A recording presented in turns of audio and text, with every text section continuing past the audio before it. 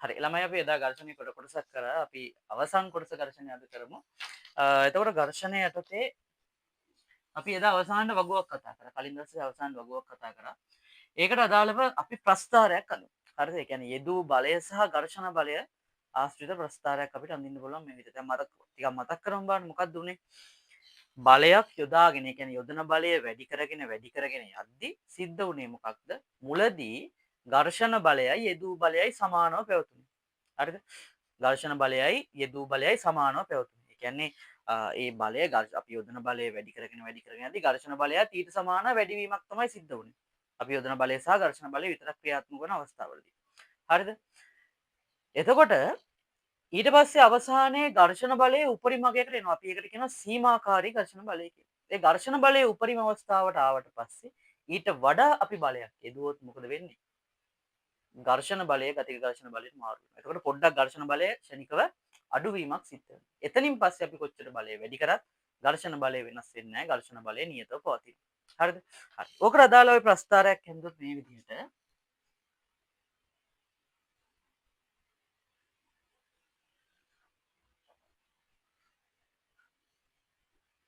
යෙදූ බලය P කියලා ගමු. ඝර්ෂණ බලය F. P කියන්නේ යෙදූ බලය. F කියන්නේ ඝර්ෂණ බලය. හරි. යෙදූ බලය බිඳුවේ ඉඳලා වැඩි කරගෙන යද්දි ඝර්ෂණ බලයත් මෙන්න මේ විදිහට වැඩි වෙනවා.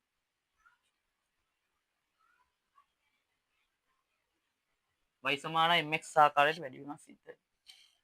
හරිද?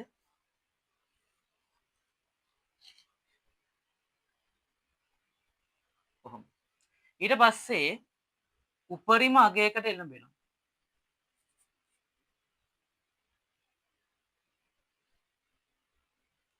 මේ උපරිම අගයට අපි කියනවා F සීමා. සීමාකාරී ඝර්ෂණ බලයට එළඹෙනවා. හරි. සීමාකාරී ඝර්ෂණ බලයට එළඹෙනවා.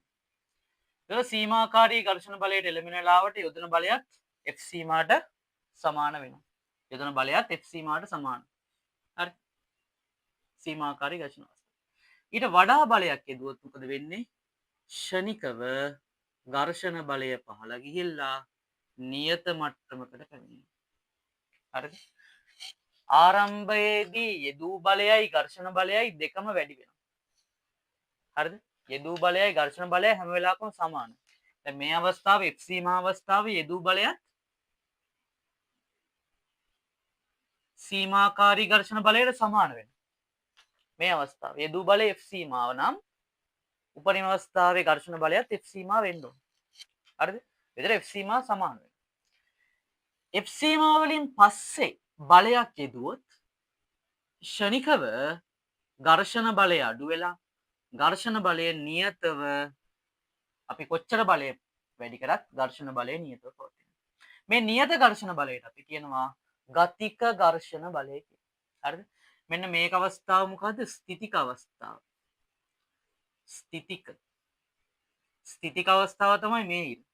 මේ ඉර ගතික අවස්ථාව. චලනය වෙන අවස්ථාවේදී ඝර්ෂණ බලය නියතයි. නතර වෙලා තියෙද්දී ස්ථිතික ඝර්ෂණ බලය අපි යොදන බලයත් එක්ක තමයි වෙනස් වෙන අපි කියන ස්වන් සුවිට මාරු වෙනවා කියන්නේ. හරිද? මෙන්න මේ අවස්ථාවට අපි කියනවා සීමාකාරී අවස්ථාව. සීමාකාරී අවස්ථාව. මේක තමයි සීමාකාරී උපරිම අවස්ථාව. ඝර්ෂණ බලය. හරිද? ස්ථිතික ඝර්ෂණ බලය ස්ථිතික අවස්ථාව මේක. ඊට පස්සේ සීමාකාරී අවස්ථාව කෙලවර ගතික අවස්ථාවේ ෂණිකව ඝර්ෂණ බලය අඩු වෙනවා. මෙන්න මේකට අපි කියනවා ගතික ඝර්ෂණ බලය කියලා. හරි. අපි කියනවා ගතික ඝර්ෂණ බලය. හරි. ඕක ඇදගන්න. මම ටිකක් මේක වීඩියෝ එකක් නිසා රෙකෝඩින් එකක් නිසා ඉක්මන් කරන්න ඕන හින්දා මම මෙතන වෙලාව ගන්න නැහැ මේක අඳින්න දෙන්න. හරිද? ඔයාලා වීඩියෝ එක නවත්තලා මේක ඇඳ ගන්න. හරිද? වීඩියෝ එක නවත්තලා මේක ඇඳ ගන්න. මම ඊටු කොටස දැන් කරන්න. හරිද? ඊට පස්සේ මේක ඇඳගෙන ඉවරලා වීඩියෝ එක නැවත ආයෙසට ප්ලේ කරන්න. හරි? හරි.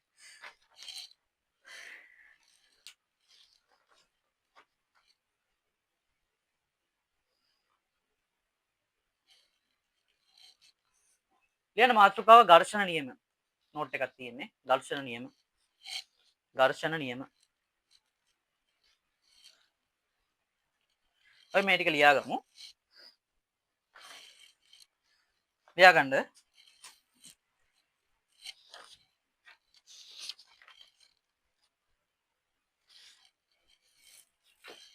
තරු ලකුණු දා ලියාගන්නකො.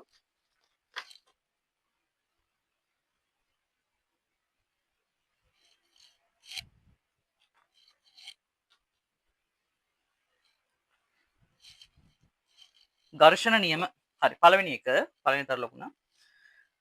වස්තුවක් මත ක්‍රියා කරන වස්තුවක් මත ක්‍රියා කරන වස්තුවක් මත ක්‍රියා කරන වස්තුවක් මත ක්‍රියා කරන ඝර්ෂණ බලයේ දිශාව ඝර්ෂණ බලයේ දිශාව ඝර්ෂණ බලයේ දිශාව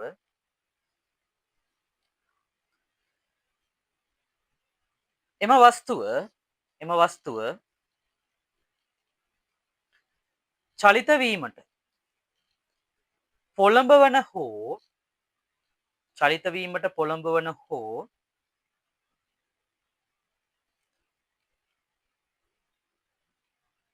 චලිත වන දිශාවට ප්‍රතිවිරුද්ධය. චලිත වීමට පොළඹවන හෝ චලිත වන දිශාවට චලිත වීමට පොළඹවන හෝ චලිත වන දිශාවට ප්‍රතිවිරුද්ධ වෙනවා. හැම වෙලාවකම වස්තුවක් චලනය වීමට උත්සාහ කරන පැත්තට හෝ නැත්නම් චලනය වන පැත්තට ප්‍රතිවිරුද්ධව තමයි ඝර්ෂණ බලයක් ක්‍රියාත්මක වෙන එක මම කියලා දුන්නා. හරිද? හරි. දිශාවට ප්‍රතිවිරුද්ධය. කියන්නේ අපි හිතුවොත් මෙහෙම රූපයක් ඇඳගමු. තලයක් මත තියෙන වස්තුවක් චලිත වීමට උත්සාහ දරන්නේ මේ පැත්තට. චලිත වීමට උත්සාහ දරන්නේ හෝ චලිත වෙන්නේ මේ පැත්තට කියලා හිතන්න. හරිද? එහෙම වුණොත් ඝර්ෂණ බලය ඇති වෙන්නේ ඊට ප්‍රතිවිරුද්ධ දිශාවට. හරිද? මේ මොකද්ද මේ හදලා තියෙන්නේ? චලිත වීමට පොළඹවන හෝ චලිත වන දිශාව. චලිත වීමට පොළඹවන හෝ චලිත වන දිශාව තමයි මේ ඊතරෙන් ගහලා තියෙන්නේ. ඊට ප්‍රතිවිරුද්ධව තමයි ඝර්ෂණ බලය ඇති වෙන්නේ. ඊට ප්‍රතිවිරුද්ධව තමයි ඝර්ෂණ බලය ඇති වෙන්නේ. හරි. රූපය අඳගන්න.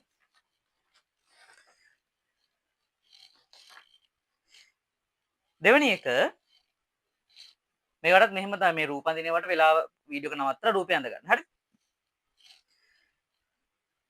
වස්තුව චලිත වීමට පටන් ගන්නා තෙක්ම වස්තුව චලිත වීමට පටන් ගන්නා තෙක්ම වස්තුව චලිත වීමට පටන් ගන්නා තෙක්ම ඝර්ෂණ බලය ඝර්ෂණ බලය ඝර්ෂණ බලය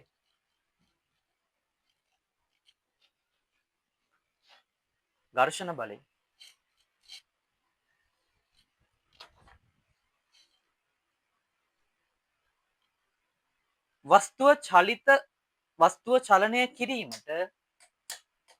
වස්තුව චලනය කිරීමට පොළඹවන බලයට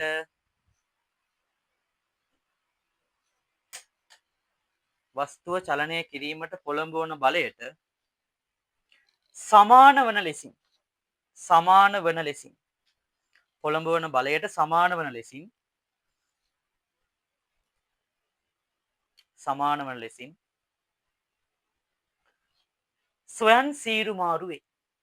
ස්වයන් සීරුමාරු වේ.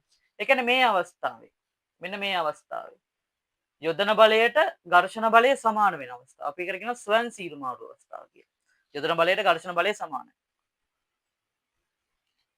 තුන්වෙනි තරු ලකුණු දාන්න.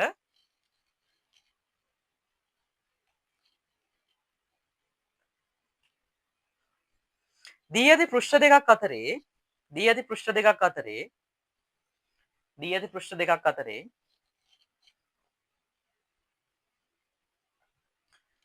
ක්‍රියා කරන ඝර්ෂණ බලයට ක්‍රියා කරන ඝර්ෂණ බලයට දී ඇති පෘෂ්ඨ දෙකක් අතරේ ක්‍රියා කරන ඝර්ෂණ බලයට ගත හැකි උපරිම අගයක් ඇත. උපරිම අගයක් ඇත. ගත හැකි උපරිම අගයක් ඇත. එය සීමාකාරී ඝර්ෂණ බලයයි. වරහන් ඇතුළේ ලියා ගන්න F සීමා කියලා. එය සීමාකාරී ඝර්ෂණ බලය. F සීමා. වරහන් ඇතුළේ ලියා ගන්න.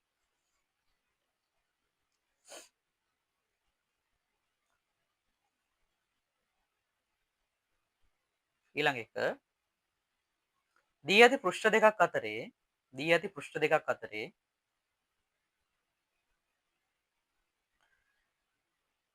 සීමාකාරී ඝර්ෂණ බලය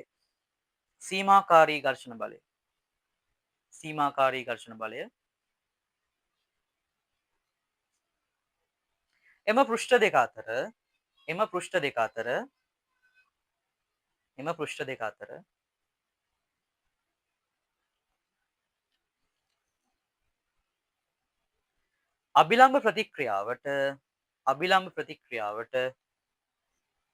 අභිලම්බ ප්‍රතික්‍රියාවට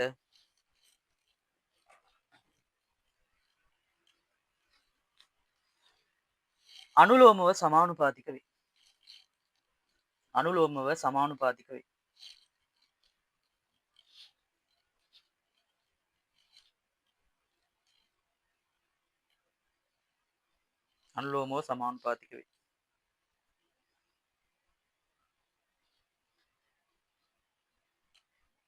ඊළඟ තරු ලකුණ ඊට කලින් මේක ලියාගමු. මොකද්ද මෙතන කියන්නේ? ඒ තරු ලකුණෙන් කිව්වේ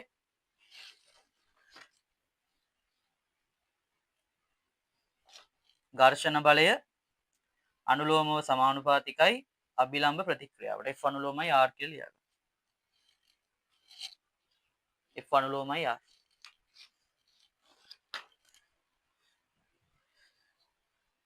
ලියන්න ඊළඟ තරු ලකුණ අභිලම්බ ප්‍රතික්‍රියාව නොවෙනස්ව පවත්නා විට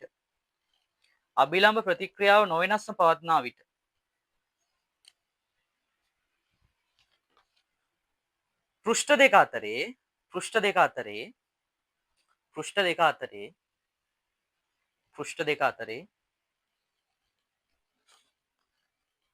ඝර්ෂණ බලය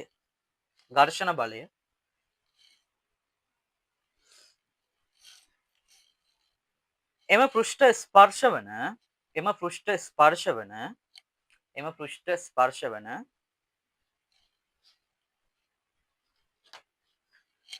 පොදු වර්ගඵලය මත රඳා නොපවතී. හරිද? වර්ගඵලය මත රඳා පවතින්නේ නැහැ ඝර්ෂණ බලය. රඳා නොපවතී. එහෙත්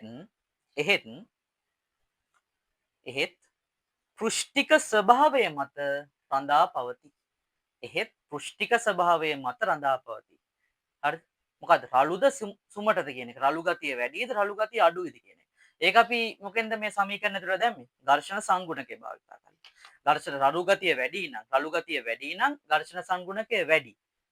රළු ගතිය අඩුයි නම් ඝර්ෂණ සංගුණකය අඩුයි. හරි. ඊළඟට අවසන් එක එක් පෘෂ්ඨයක් මත තවත් පෘෂ්ඨයක්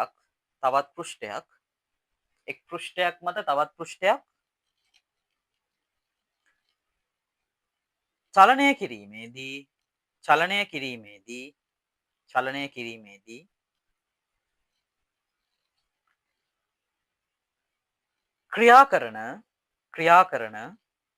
ක්‍රියා කරන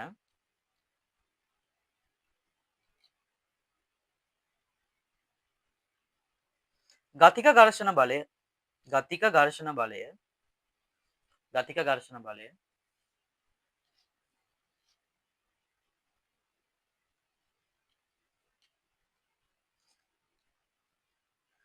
පෘෂ්ඨ දෙක අතර අභිලම්බ ප්‍රතික්‍රියාවට පෘෂ්ඨ දෙක අතර අභිලම්බ ප්‍රතික්‍රියාවට පෘෂ්ඨ දෙක අතර අභිලම්බ ප්‍රතික්‍රියාවට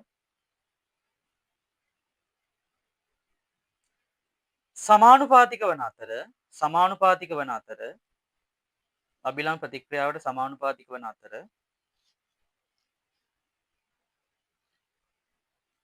එය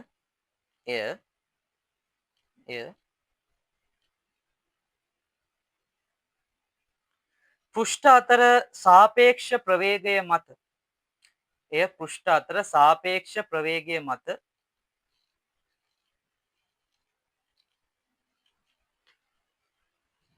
එය පෘෂ්ඨ අතර සාපේක්ෂ ප්‍රවේගය මත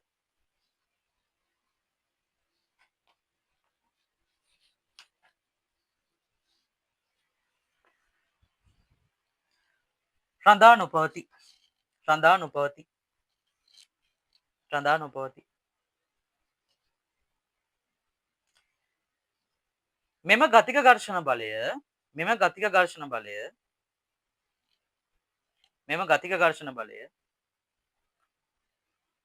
එම පෘෂ්ඨ අතර සීමාකාරී ඝර්ෂණ බලයට වඩා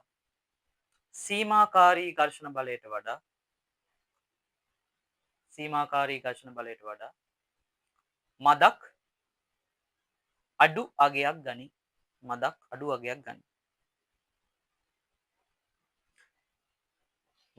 අගයක් ගනී. ඒ කියන්නේ මෙහෙම දෙයක් කියන්නේ. දැන් ඝර්ෂණ බලය, ගතික අවස්ථාව තියෙනවනේ. හරිද? ගතික අවස්ථාවට පත් වුණාට පස්සේ, ඒ කියන්නේ චලනය වෙන අවස්ථාවට පත් වුණාට පස්සේ යම් මේ වස්තුව යම්කිසි තලයක් උඩ තියෙද්දි මේ වස්තුව චලනය වන ප්‍රවේගය අදාළ නැහැ. මෙයා කොච්චර ප්‍රවේගයෙන් අපි තියරි විදිහට, හරිද? තියරි විදිහට මේක කියන්නේ නියතව පවතිනවා. තේරුණාද?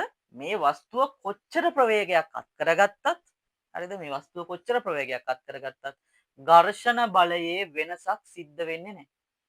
හරිද?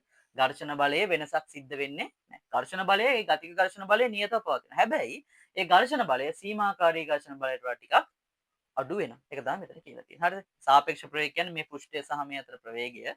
يعني මෙයා ගමන් කරන ප්‍රවේගයනක වැඩි බලපෑමක් තියෙන්නේ. මෙයා චලනය වෙන්නේ නැහැ පොළව පෘෂ්ඨේ. හරිද? හදිසි පෘෂ්ඨය චලනය වුණොත් ඔන්න සාපේක්ෂ ප්‍රවේගයක් සලකන්න ඕන. දැන් මෙතන එහෙම අවශ්‍ය මෙතන සාපේක්ෂ ප්‍රවේගය කියන්නේ මෙයා නිශ්චල නිසා කොහොමත් මේ දෙන්න අතර සාපේක්ෂ ප්‍රවේගය කියන්නේ මේ වස්තුවේ ප්‍රවේගයම තමයි. ඒතර මෙයාගේ ප්‍රවේගය වැඩි වුණත් එකයි, මෙයාගේ ප්‍රවේගය අඩු වුණත් එකයි, ඝර්ෂණ බලයේ ගති ඝර්ෂණ බලයේ වෙනසක් සිද්ධ වෙන්නේ නැහැ. ඒක නියතයක්. හරිද? ඒක තමයි මේකේ කියලා තියෙන්නේ. හරි. හරි. අපි ඊට පස්සේ වැදගත් කරුණු ටිකක් ඉගෙන ගමු.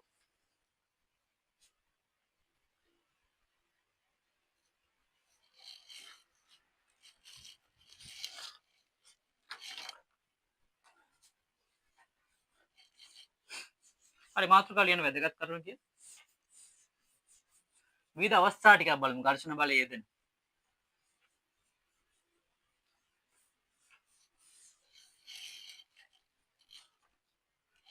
පළවෙනි එක ලියා ගන්න. මිනිසෙකු ඇවිදින විට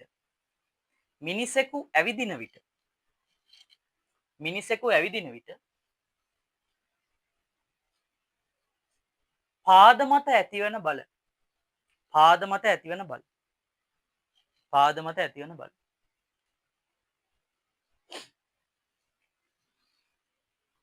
සාමාන්‍යයෙන් මිනිස්සු ඇවිදිද්දි කරන වැඩේ පොළොව පිටිපස්සට තල්ලු කරන්න උත්සාහ කරන එක. හරිද? මිනිසෙක් තල්ලු කරද්දී අපි සාමාන්‍යයෙන් විලුඹ උස්සලා පොළොව පිටිපස්සට තල්ලු කිරීමට උත්සාහ කිරීමක් තමයි ඇවිදීමේ සිද්ධ කරන්නේ. ඒ කියන්නේ මෙන්න මෙහෙම දෙයක්.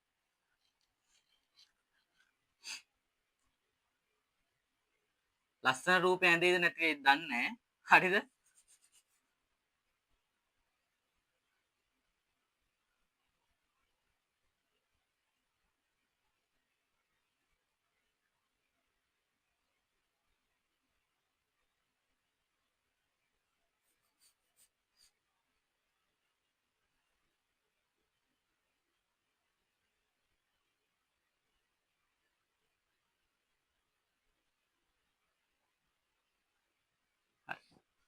කොහොම කිලිදන්න කකුල හරිද?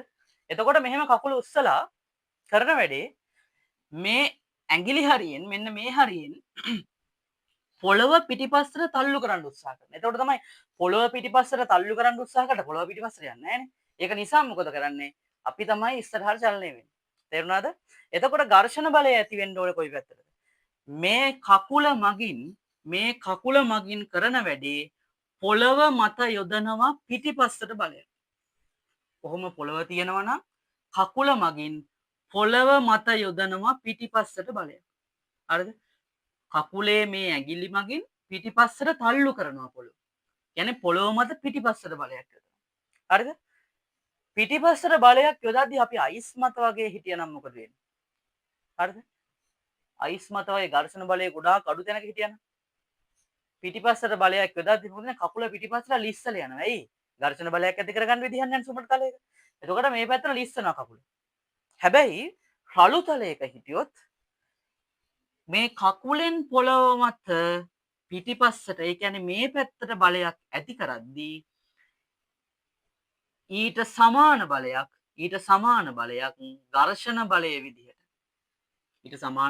ඝර්ෂණ බලයේ විදිහට කකුල මත ඇති කරනවා මේ පැත්තට. එහෙනම් කකුල මත ඝර්ෂණ බලය ඇති වෙන්නේ මෙන්න මේ පැත්තට. හරිද? මිනිසාගේ කකුල මගින් යොදන බලයට සමාන බලයක් තමයි ඝර්ෂණ බලය විදිහට දෙන්නේ. ඊට වඩා වැඩි බලයක් එහෙම දෙන්නේ නැහැ. ඒ වුණා කකුල ඉස්සනවා. හරිද? හරි. එතකොට කකුල මගින් පොළොව මත ඇතින බලයත් මම අදින්නම් මෙතන. එහෙනම් මෙතනින් කොයි පැත්තට අදින්න ඕනේ? මෙන්න මේ පැත්තට. මේ මොකද්ද මං යන්නේ? මෙතන ඇදලා තියෙන්නේ කකුල මගින් පොළව මත බලය. මේ ඇදලා තියෙන්නේ පොළව විසින් කකුල මත ඇති කරන ඝර්ෂණ බලය. මේ දෙන සමානයි. විශාලත්වය සමානයි. හරි? පොළොව මගින් ඝර්ෂණ බලයක් ඇති කරනවා කකුලට. ඒ වගේම ඊට සමාන බලයක් කකුල මගින් පොළොව මත ඊට ප්‍රතිවිරුද්ධව ඇති කරනවා. හරිද?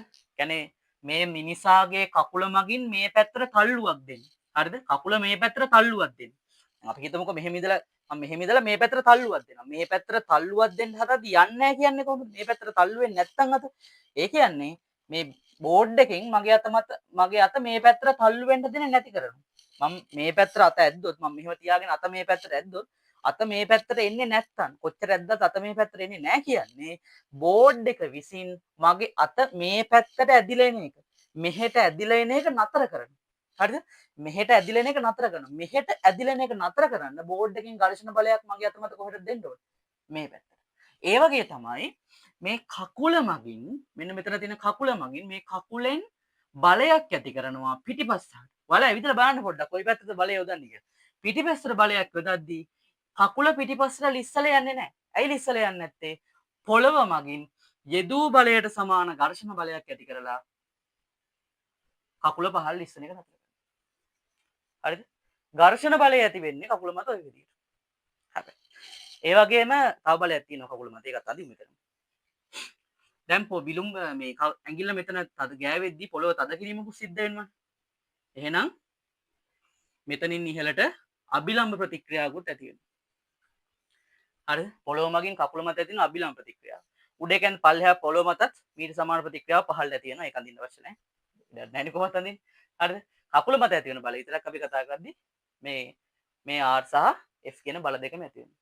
පැහැදිලිද? මේ R සහ F කියන බල දෙකම කකුල මත ඇති වෙනවා. කමන්න මේකත් අඳිමු. එතකොට පොළව මත මෙතනින් නවත්තන්නම්.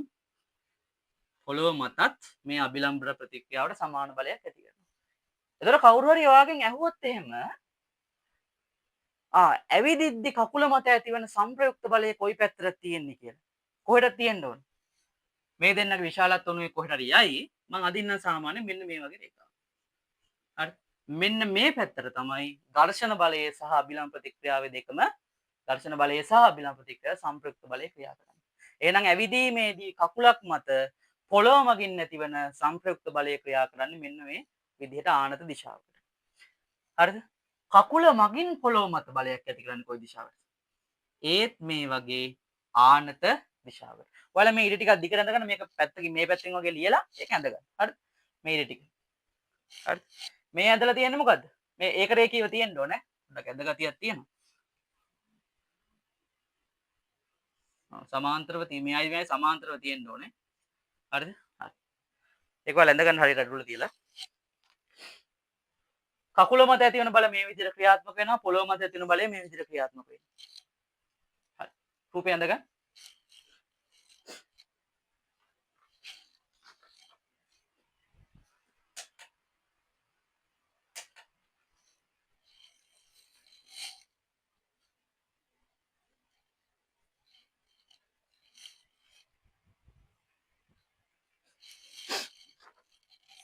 ඊළඟට මේක පළවෙනි එක.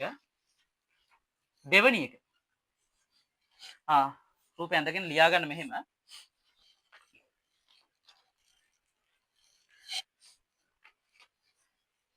ඇවිදීමේදී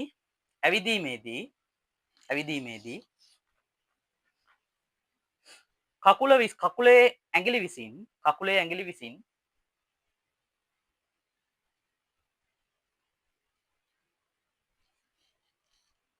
පොළොව පිටිපසට තල්ලු කිරීමට උත්සාහ කරයි.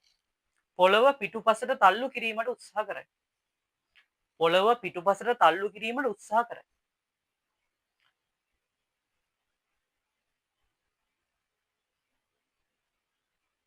එවිට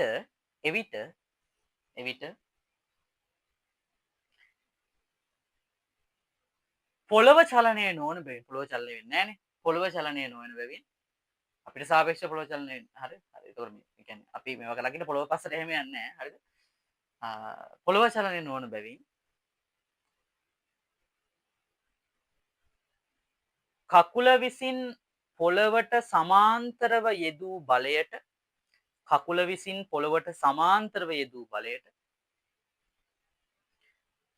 සමාන හා ප්‍රතිවිරුද්ධ බලයක්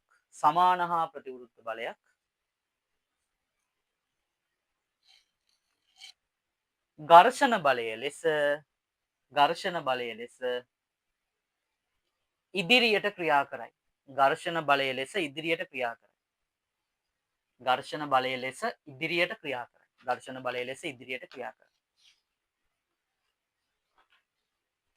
ඊපස්සේ ලියන්න. කකුල මත අබිලම් ප්‍රතික්‍රියාව ඉහළට ක්‍රියා කරයි. සිරස් ඉහළට ක්‍රියා කරයි.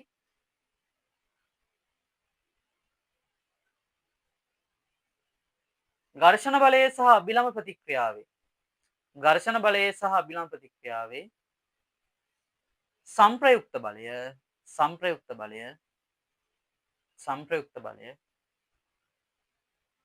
කකුල මත ඇතිවන මුළු බලයයි. ඝර්ෂණ බලයේ සහ අබිලම්බ ප්‍රතික්‍රියාවේ සංප්‍රයුක්ත බලය කකුල මත ඇතිවන බලයයි. පොළොව මතද ඊට සමාන හා ප්‍රතිවිරුද්ධ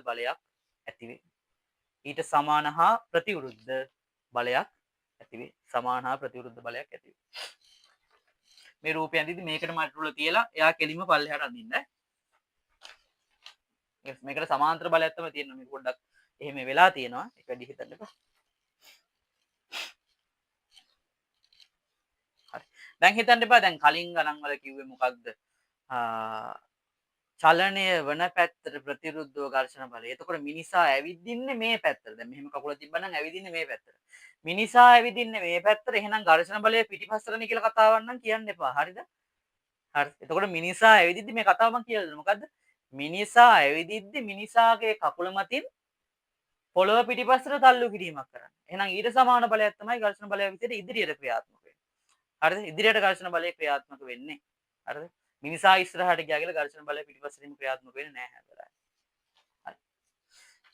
එහෙම ක්‍රියාත්මක වෙන්නේ සාමාන්‍යයෙන් මෙන්න මේ වගේ වස්තුවක් ඉදිරියට ලිස්සල යද්දි මේ පැත්තට ලිස්සල යනවා. ඒ කියන්නේ ඝර්ෂණ බලයකුත් තියෙනවා ලිස්සල යද්දි. මෙහෙට ඇදීගෙන යන්නේ. මෙහෙට ඇදීගෙන යද්දී ආ පෘෂ්ඨය මගින් මේ පැත්තට ඝර්ෂණ බලයක් ඇති කරනවා. ඒක වෙනම දෙයක්. මේක වෙනම දෙයක්.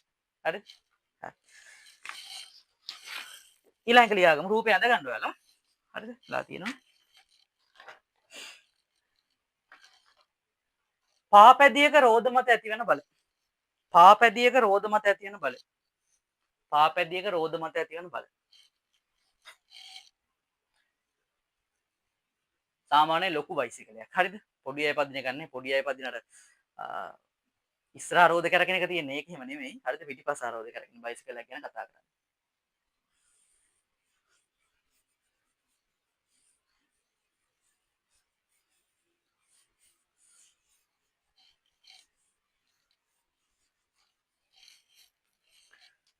හරි. බලමු. බයිසිකලයක් අපි මෙහෙම අඳිමු. ගොඩාක් ලස්සනට ඕනේ. බයිසිකලයක් කියලා පේනවා නම් ඇති.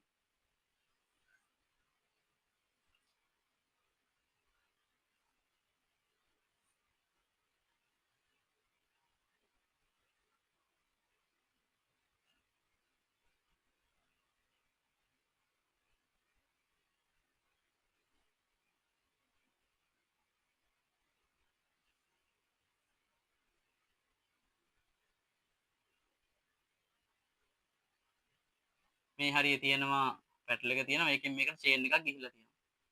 හරිද? මේ හරිය තියෙන වීල් එකෙන් මේකට චේන් එකව මුකුත් අඳින්න යන්නේ නැහැ. අනිත් එකත් අඳිමු. මේ හරියෙන් මෙතනක් තියෙනවා රවුමක්. කොහොම චේන් එකක් ගිහිල්ලා තියෙනවා. හරි. ඔය විදිහට පැටල් එකක් තියෙනවා. හරිද? කොහොම හරි රූපේ ආව කොහොම හරි මොකක් හරි රූපයක් එන්නේ නැති. හරිද? ඒක ඇතයි වගේ.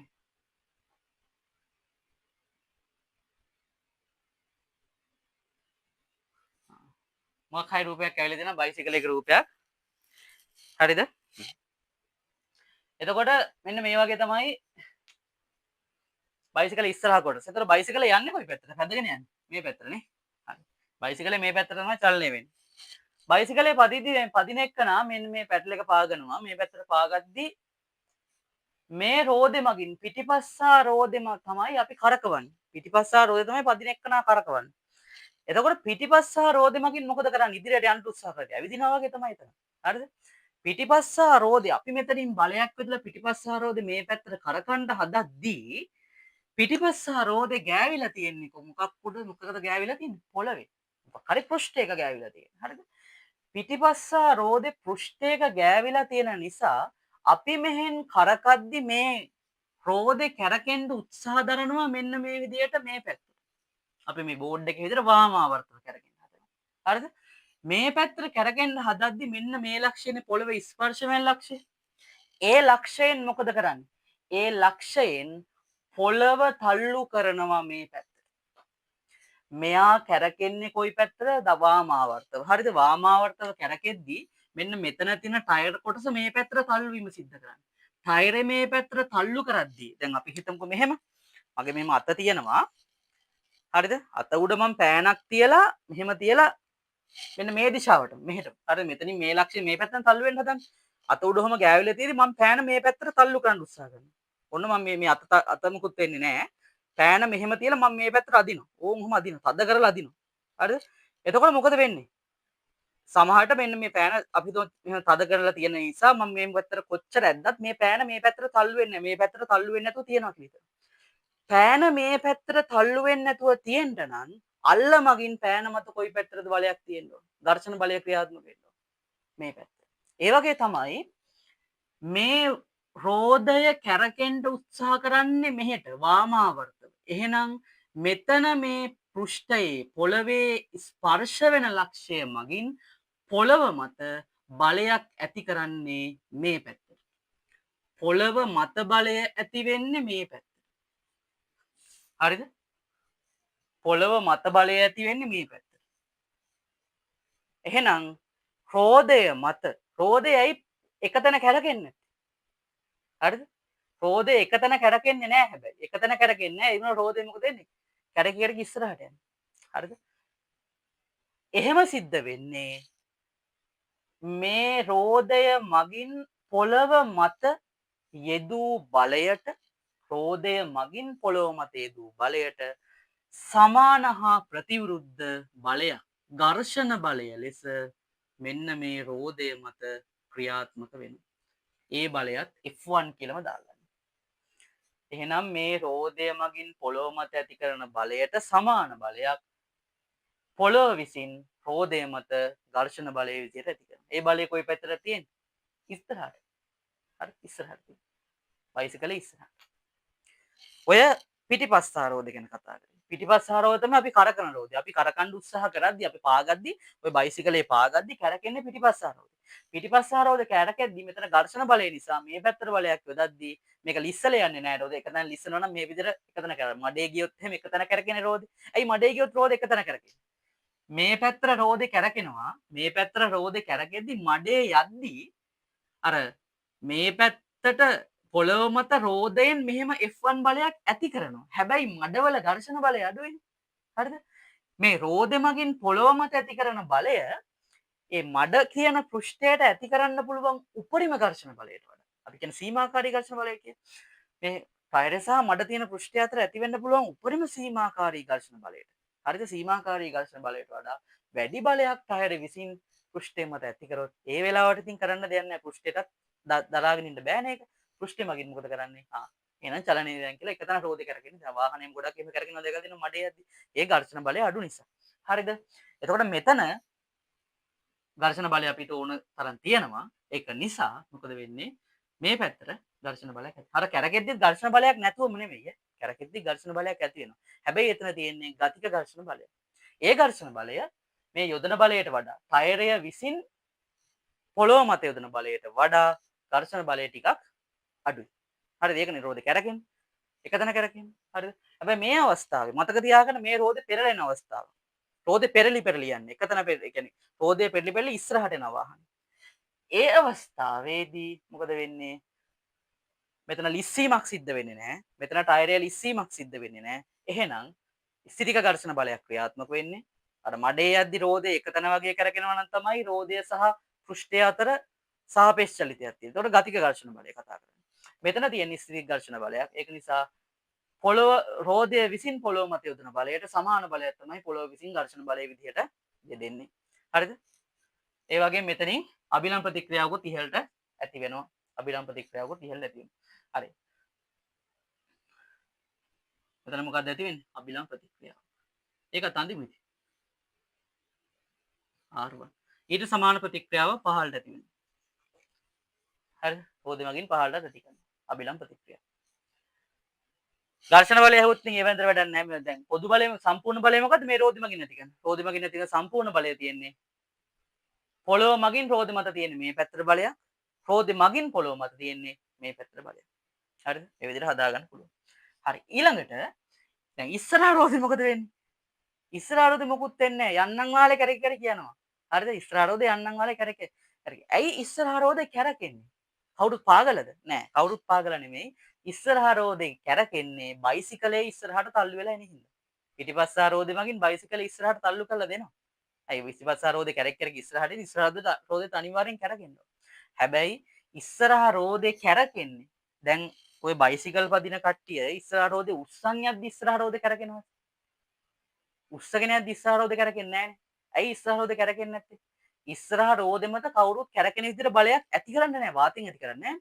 රෝදේ උස්සන් ගියොත් එහෙම. දැන් මෙතනදී බයිසිකලේ මේ පැත්තට යනවා නම් බයිසිකලේ ඉදිරියට යනවා නම් පිටිපස්සා රෝදේ මත ඇති වෙන්නේ ඉස්සරහා රෝදේ මත ඇති වෙන්නේ පොළව මගින්. දැන් මේ ඉස්සරහා රෝදේ පොළවේ ගෑවිලානේ තියෙන්නේ. එහෙනම් බයිසිකලේ ඉස්සරහට යන්න උත්සාහ කරද්දී පොළව මගින් කරන වැඩේ බයිසිකලේ රෝදේ මත ඇති කරනවා මෙන්න මේ පැත්තට බලය. ඝර්ෂණ බලය ඇති කරන්නේ බයිසිකලේ රෝදේ මත මේ පැත්ත. අන්න ඒක නිසා මොකද වෙන්නේ? මේ පොළොව මගින් යොදන ඝර්ෂණ බලය නිසා බයිසිකලේ රෝදේ මේ පැත්තට කරගෙන හරි පැත්තට කරගෙනවන්නේ. රෝද දෙකම කරගෙන්න ඕනේ මේ පැත්තටනේ. මේ පැත්තනේ කරගෙන්න ඕනේ. මෙයා මේ පැත්තට කරද්දි මෙයා මේ පැත්තට. එතකොට මෙයා මේ පැත්තට කරක් කරගෙන ඉදිරියට එද්දි පොළවෙන් නිකන් ඉන්නේ නැහැ. පොළවෙන් මොකද කරන්නේ? දැන් මේක පොළවේ ස්පර්ශ වෙලා නැතිනේ. එහෙනම් පොළවේ ස්පර්ශ වෙන නිසා පොළොව මගින් ඝර්ෂණ බලයක් ඇති කරනවා මේ පැත්තට. හරි? ඉදිරියට එද්දි පොළොව මගින් ඝර්ෂණ බලයක් මෙහෙට ඇති කරනවා. ඒක නිසා රෝදේ කැරකෙනවා. ඒ වගේම ඊට සමාන බලයක් පොළොව මතත් ඇති කරන ටයරෙ මගින්. හරිද? F2. එතරම් ලිස්සීමක් සිද්ධ වෙන්නේ නැති හින්දා මේ බල දෙකම සමාන වෙනවා. ඒ වගේම මෙතන අභිලම්ප ප්‍රතික්‍රියාවකුත් ඇති වෙනවා. කැපිටල් R2 ඊට සමාන බලයක් පහළටත් ඇති වෙනවා. අභිලම්ප ප්‍රතික්‍රියා දෙකක් ඇති වෙනවා. ඝර්ෂණ බලත් දෙකක් ඇති වෙනවා. වැදගත්ම දේ මෙතන ටයර් මත තියෙන ඝර්ෂණ බලය පිටිපස්ස හා රෝදේ කැරකෙන නිසා පිටිපස්ස හා රෝදේ මත ඝර්ෂණ බලය ඉස්සරහට තියෙන්නේ. මෙයා නිදහසේ තියෙන රෝදයක්. එයා මත ඝර්ෂණ බලය තියෙන්නේ පිටිපස්සට. කැරකෙන්න ඝර්ෂණ බලය පිටිපස්සට ඇති කරන විතරයි මෙතනදි කරන්නේ. ඕන වාහනයක ඒ වගේ. හරිද? ඕන වාහනයක ඒ වගේ. දැන් අපි හිතමුකෝ මෙහෙම. අපි ඊළඟට කරමු. කාර් එකක් තියෙනවා. මෝටර් රථයක්.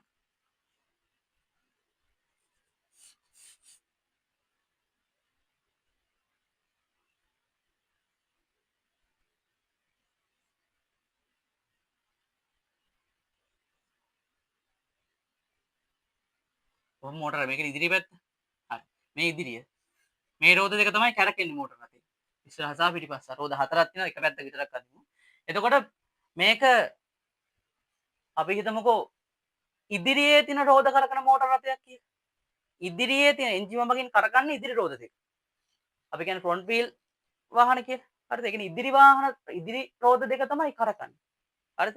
එතකොට මෙන්න මේ වගේ. දැන් මේ බයිසිකලයේ කරකවුවේ මොන රෝද දෙකද? රෝදෙ පිටිපස්ස රෝදේ කරකිව්වේ. බයිසිකලයේ අපි විසින් මේක නම් අපි විසින් කරගන්න ඕන. මේක පදින කෙනා කරකන්නේ බලයක් යොදන්නේ. එතකොට කැරකෙන එක බලය යොදලා කරකවන රෝදෙ මත ඇති වෙන්නේ සාමාන්‍යයෙන් චලනය වෙන දිශාවට ඉදිරියට නේ ඝර්ෂණ බලය. එතකොට මේක එන්ජිම මගින් කරකන්නේ මේ වාහනේ ඉස්සරහ රෝදේ නම් අපි එන්ජිම මගින් කරකවන රෝදෙ මත ඝර්ෂණ බලය ඇති වෙන්නේ පොළොව මගින් ඉදිරියට. කොහොම ඉදිරියට ඝර්ෂණ බලය ඇති වෙනවා. හරිද? ඒ වගේම මේක නිදහසේ කැරකෙන රෝදේ නම් මේක නිදහසේ කැරකෙන රෝදේ එයාම තින් කොහොමත් පිටිපස්සට තමයි ඝර්ෂණ බලය ඇති වෙන්නේ. හරිද? ඉදිරි රෝද එන්ජිම මගින්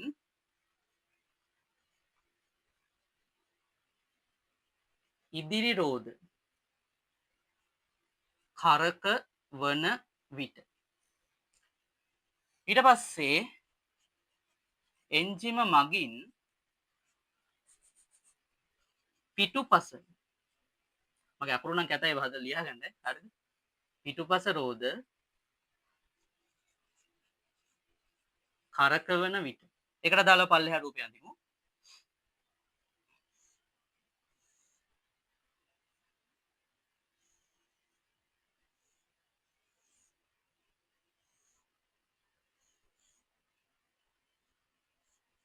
හරි.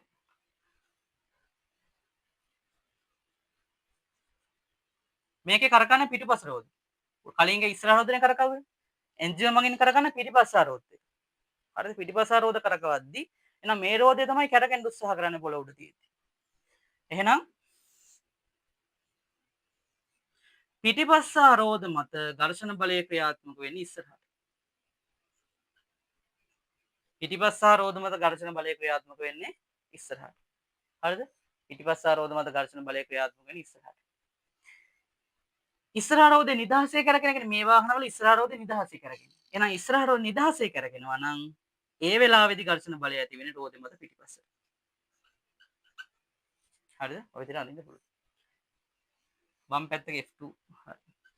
හැම එකම දාපින්න එහෙම දාන්න. හරි. මේකෙත් වම් පැත්තේ දාලා තියෙන F2 හින්දා F2 කියලා දාන්න මේ පැත්ත මම F1 කියලා දාන්න. ඒක අවුලක් නෑ. හරි. ඊට පස්සේ තව එකක් අපිට අඳින්න පුළුවන්. 4 wheel වාහන. නේද? රෝද හතරම කරකිනවා. ඒ ඉදිරි රෝදත් කරකනවා පිටිපස්ස රෝදත් කරකනවා. හරිද? ඒ වගේ වාහනයක් ඇඳුත් කොහොමද වෙන්නේ? එතකොට ඝර්ෂණ බලය ඇති වෙන්නේ රෝද හතර මතම ඉදිරියට ඝර්ෂණ බලය ඇති වෙනවා. මේක නම් පිටිපස්ස රෝද මත විතරයි ඉදිරියට ඝර්ෂණ බලය ඇති උනේ. මෙතන ඉස්සරහ රෝද මත ඉදිරියට ඝර්ෂණ බලය ඇති වුණා. කියන්නේ එන්ජිම මගින් කරකන රෝදවල මත ඇති වෙන ඝර්ෂණ බලය ඉදිරියට. නිදහස් රෝද මත ඇති වෙන ඝර්ෂණ බලය පිටිපස්සට. හරිද? 4 wheel වාහනවල එකක්වත් නිදහස් රෝද නැහැනේ. හරිද?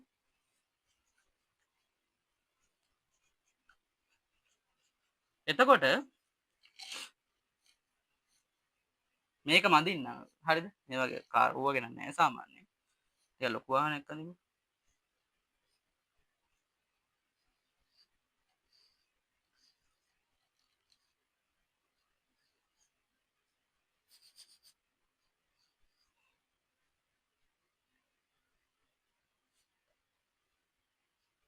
මේක 4 wheel වාහනයක් කියලා හිතන්න. 4 wheel වාහනයක නම් සාමාන්‍ය රෝද දෙකම මතම ඝර්ෂණ බලය තියෙන්නේ ඔක්කො දෙකම ඉස්සරහට. රෝද හතරම කරකිනවා.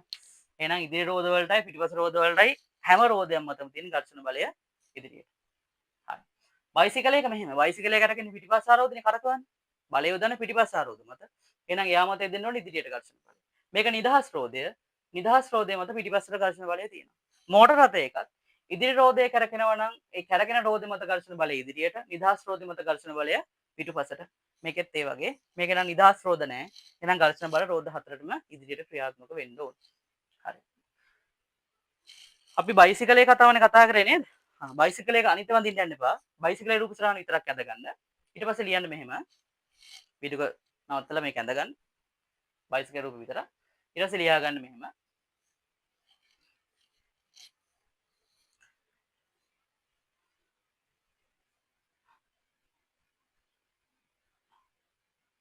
කැරකීම සඳහා කැරකීම සඳහා කැරකීම සඳහා බලයක් යොදන්නේ පිටිපස රෝදය මතය. පිටිපස රෝදය මතය. කැරකීම සඳහා බලයක් යොදන්නේ පිටිපස රෝදය මතය. කැරකීම සඳහා බලයක් යොදන්නේ පිටිපස රෝදය මතය.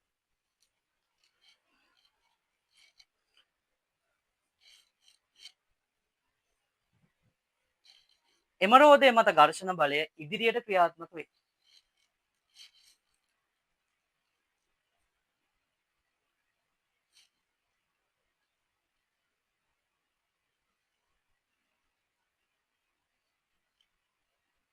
එම රෝදය මත ඝර්ෂණ බලය ඉදිරියට ක්‍රියාත්මක වේ.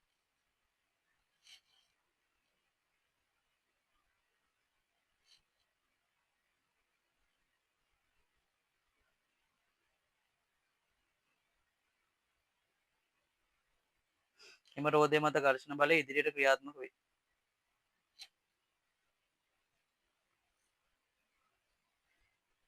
ඉදිරි රෝදය නිදහසේ පවතින නිසා ඉදිරි රෝදය නිදහසේ පවතින නිසා ඉදිරි රෝදය නිදහසේ පවතින නිසා ඉදිරි රෝදය නිදහසේ පවතින නිසා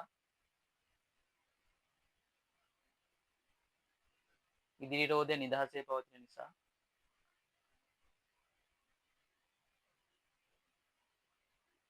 එය කරකවීමට බලය යොදන්නේ එය කරකවීමට බලය යොදන්නේ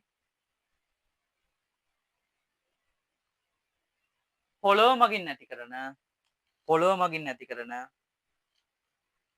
පොළොව මගින් නැති කරන ඝර්ෂණ බලය මගින් ඝර්ෂණ බලය මගින්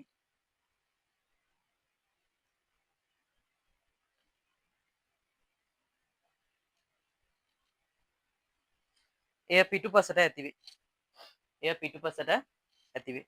චලනය වන දිශාවට පිටුපසට ඇති නැත්නම් චලනය වන දිශාවට ප්‍රතිවිරුද්ධව ඇතිවේ.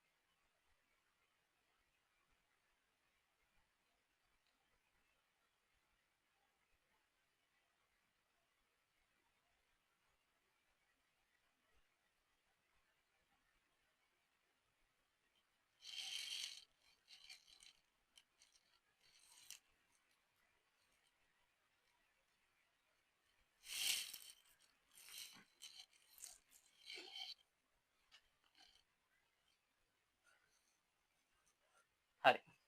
ඊළඟට ලියන්න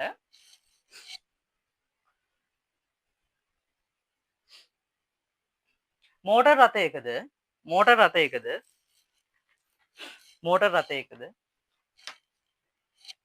මෝටර් රථයකද එන්ජිම මගින් එන්ජිම මගින් එන්ජිම මගින්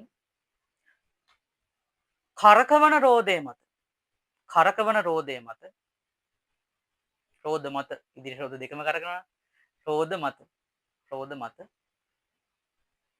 ඝර්ෂණ බලය ඉදිරියටද ඝර්ෂණ බලය ඉදිරියටද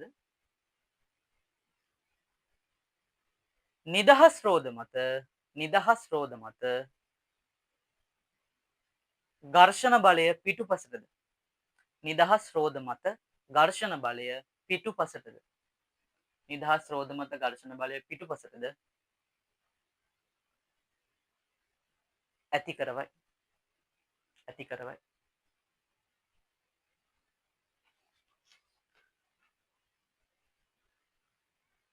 වෙන වෙනම රූප තුන ඇඳ ගන්න. ඉදිරි රෝදය කැරකවීම, පිටුපස රෝදය කැරකීම මේක 4 wheel වාහනයක්. රෝද හතරම කරකැවෙනවා. රූප හත් තුන ඇඳ ගන්න. හරිද?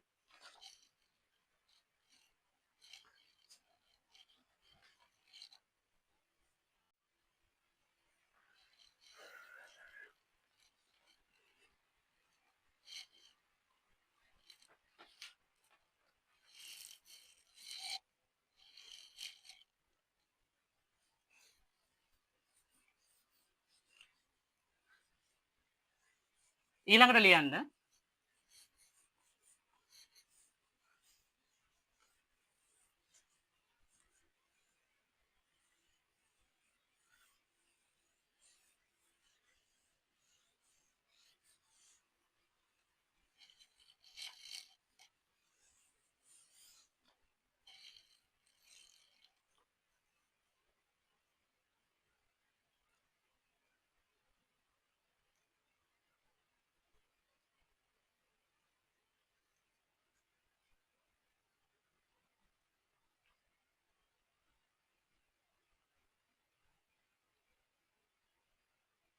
ලියන්න මෙහෙම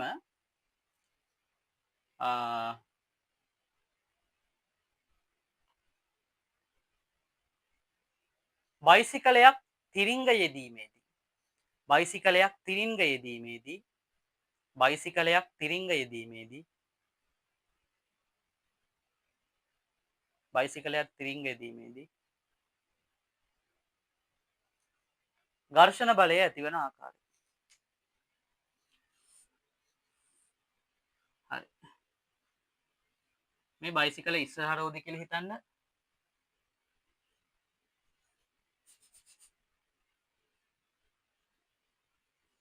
ඔය බයිසිකලේ පිටිපස්ස රෝදය කියලා හිතන්න.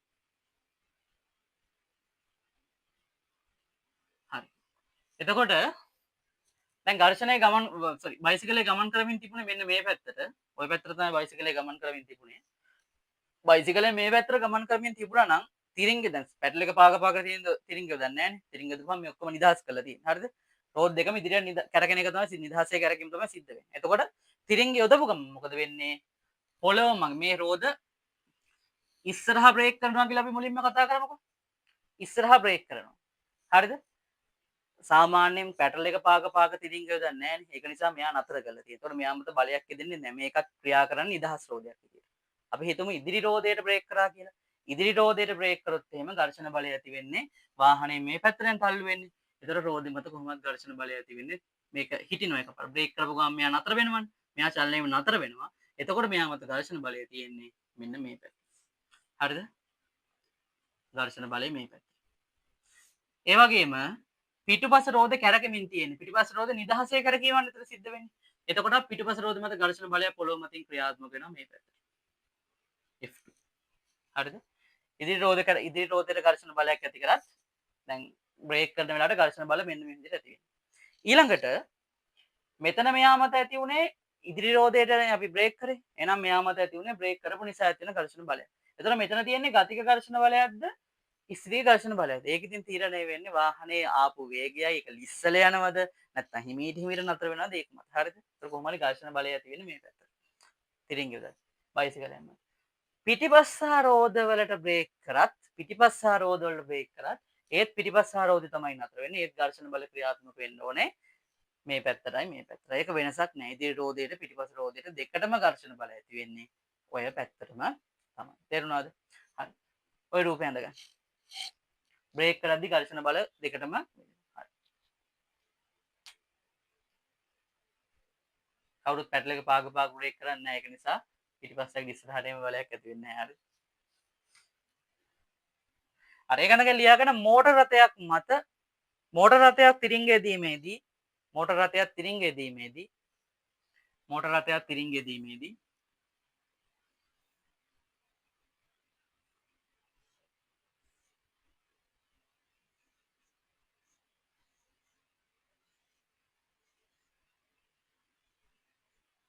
මෝටර රථයක් තිරිංගයේදීමේදී ඝර්ෂණ බලය ඇති ඝර්ෂණ බලයක් ඇති වීම. ඇති වෙන ඝර්ෂණ බලය කියලා කියන්නේ ඇති වෙන ඝර්ෂණ බලය.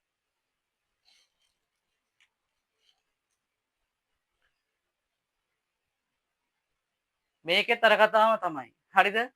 කවුරුත් වාහනයක යද්දි දැන් අපි දන්නවා වාහනයක මෝටර රථයක බ්‍රේක් එක පාගන්න තියෙන්නේ ඇක්සිලරේටරේ පාගන්න තියෙන්නේ දකුණු කකුල. හරිද? දකුණු කකුලෙන් තමයි බ්‍රේක් එකේ ඇක්සිලරේටරේ දෙකම පාගන්න තියෙන්නේ. එතකොට අපි බ්‍රේක් කරන වෙලාවට අනිවාර්යෙන් ඇක්සිලරේටරෙන් කකුල අරගෙන තමයි බ්‍රේක් එකට යවන්නේ. හරිද? බ්‍රේක් එකට කකුල යවන්නේ ඇක්සිලරේටරෙන් කකුල අරගෙන. එතකොට ඒ වෙලාවේ ඇක්සිලරේට් වෙන්නේ නැහැ. ඒ කියන්නේ වාහනේ ඉදිරියට චලනය වෙන්න එන්ජිම මගින් බලයක් යොදන්නේ නැහැ. හරිද? ඔය සමහර අය ඔටෝ ගියර් වාහනයක් දිනම් දකුණෙන් ඇක්සිලරේට් පාගන වමෙන් බ්‍රේක් එක පාගන කට්ටිය ඉන්නවා. හරිද? ඒක වැරදි. එහෙම පාගන්න නැහැ. සාමාන්‍යයෙන් දකුණෙන් විතරයි පාගන්න ඕනේ ඇක්සිලරේටර් සහ බ්‍රේක් එක. හරිද? එතකොට සමහර අය ඉන්නවා ඉතින් ඔය වම දකුණ දෙකෙන් පාගන හැබැයි ඔටෝ ගියර් වාහන. හරිද? එතකොට නම් ඔන්න ඉතින් ඔය ඇක්සිලරේටරේ බ්‍රේක් එකයි දෙකම පාගලා වෙන අවස්ථා තියෙනවා. හරිද? හරිද? විශේෂයෙන් කවුද කියලා කියන්න ඕනේ නැහැ නේ. එතකොට මම පාගන කට්ටියක් ඉන්නවා. සාමාන්‍යයෙන් නම් දකුණු කකුලෙන් ඇක්සිලරේටරේ පා ගන්න ඕනේ වම් කකුලෙන් දකුණු කකුලෙන් තමයි ඇක්සිලරේටරේ සහ බ්‍රේක් එක කියන දෙකම පා ගන්න ඕනේ. එතකොට බ්‍රේක් කරන්න අනිවාර්යෙන් කකුල ගද්දී මොකද වෙන්න ඕනේ? ඇක්සිලරේටරෙන් කකුල අරගෙන බ්‍රේක් එකට යන්න. හරිද? අන්න ඒ වෙලාවට එතකොට වාහනේ එන්ජින් මගින් බලයක් යොදන්න ටයර් මත. හරිද? එතකොට වාහනයක බ්‍රේක් කරපු ගමන් රෝද හතරටම බ්‍රේක් එක වදිනවා. රෝද හතරටම බ්‍රේක් වදිනවා වාහනේ. හරිද? රෝද හතරටම බ්‍රේක් වදිනවා. වාහනයක එහෙම ඉදිරි රෝදෙට විතරක් පිටුපස රෝදෙට නම් හෑන්ඩ් බ්‍රේක් එක ගන්න අදින්න පුළුවන්. හරිද? ඒක වැඩි භාවිත කරන්නේ නැහැ නේද? හරිද? අපි සාමාන්‍ය පාරවල් වල යද්දි. එතකොට මේකේ රෝද හතරටම වදින නිසා අර කතා කරන ඇක්සිලරේට් කරනවද නැද්ද කියලා කතා ගන්න අවශ්‍ය වෙන්නේ නැහැ. එimhe රෝද හතරටම බ්‍රේක් වදින නිසා වාහනය යන්න උත්සාහ කරන්නේ ඉදිරියට වාහනය ගමන් කරමින් තියෙන ඉදිරියට නම් මෙයා මත ඝර්ෂණ බලය ඇති වෙන්න ඕනේ. ඉස්සරහ රෝද මතත් මේ පැත්තට පිටිපස්ස රෝද මතත් මේ පැත්තට. එතකොට ඔයාලා ගානක් හදද්දි සාමාන්‍යයෙන් පොදු ඝර්ෂණ බලය කියලා එකවර මේ පැත්තට එක ඝර්ෂණ බලයක් මාක් කරනවා. ඒ මොකද්ද? වාහනය මත ඇතිවන මුළු ඝර්ෂණ බලය. වාහනය මත ඇතිවන මුළු ඝර්ෂණ බලය තමයි ඔයාලා ඒකවර හොයන්නේ. රෝද හතරක් මගින් නැති කරනවා. ඒතකොට එක රෝදයක් මත ඇතිවන ඝර්ෂණ බලය වලට ඒක හතරෙන් බෙදලා ලබා ගන්න පුළුවන්. හරිද? රෝද හතරකින් බලයක් ඇති කරනවා. එතන මම F2 F1 කියලා මාක් කරන්න හේතුව මේ ඝර්ෂණ බලය මේ ඉස්සරහා රෝද මත අභිලම්බ ප්‍රතික්‍රියාවයි පිටිපස්ස රෝද මත අභිලම්බ ප්‍රතික්‍රියාවයි වැඩි. වෙනස්. හරිද? වෙනසක් තියෙනවා. හරිද? ඉස්සරහා රෝදේ දැන් මේ වාහනේට නම් ඉස්සරහා රෝදේ පොඩි එක්කෙනෙක් ඉඳලා පිටිපස්ස රෝදේ කවුරු හරි ලොකු එක්කෙනෙක් හිටගත්තොත් එහෙනම් මෙතන අභිලම්බ ඉඳගත්තොත් එහෙනම් අභිලම්බ ප්‍රතික්‍රියාව වැඩි පිටිපස්ස රෝදේ මත. හරිද? ඒ වෙලාවට පිටිපස්ස රෝදේ මත ඝර්ෂණ බලය වැඩි. ඒ බර වැඩිනේ. හරි. ඒක නිසා අභිලම්බ ප්‍රතික්‍රියාව වැඩි. ලියාගන්න මෝටර රථයක් මත ඇතිවන මෝටර රථයක් තිරිංගදීමේදී ඇතිවන ඝර්ෂණ බලය කියලා ලියලා මේ රූපය අඳගන්න.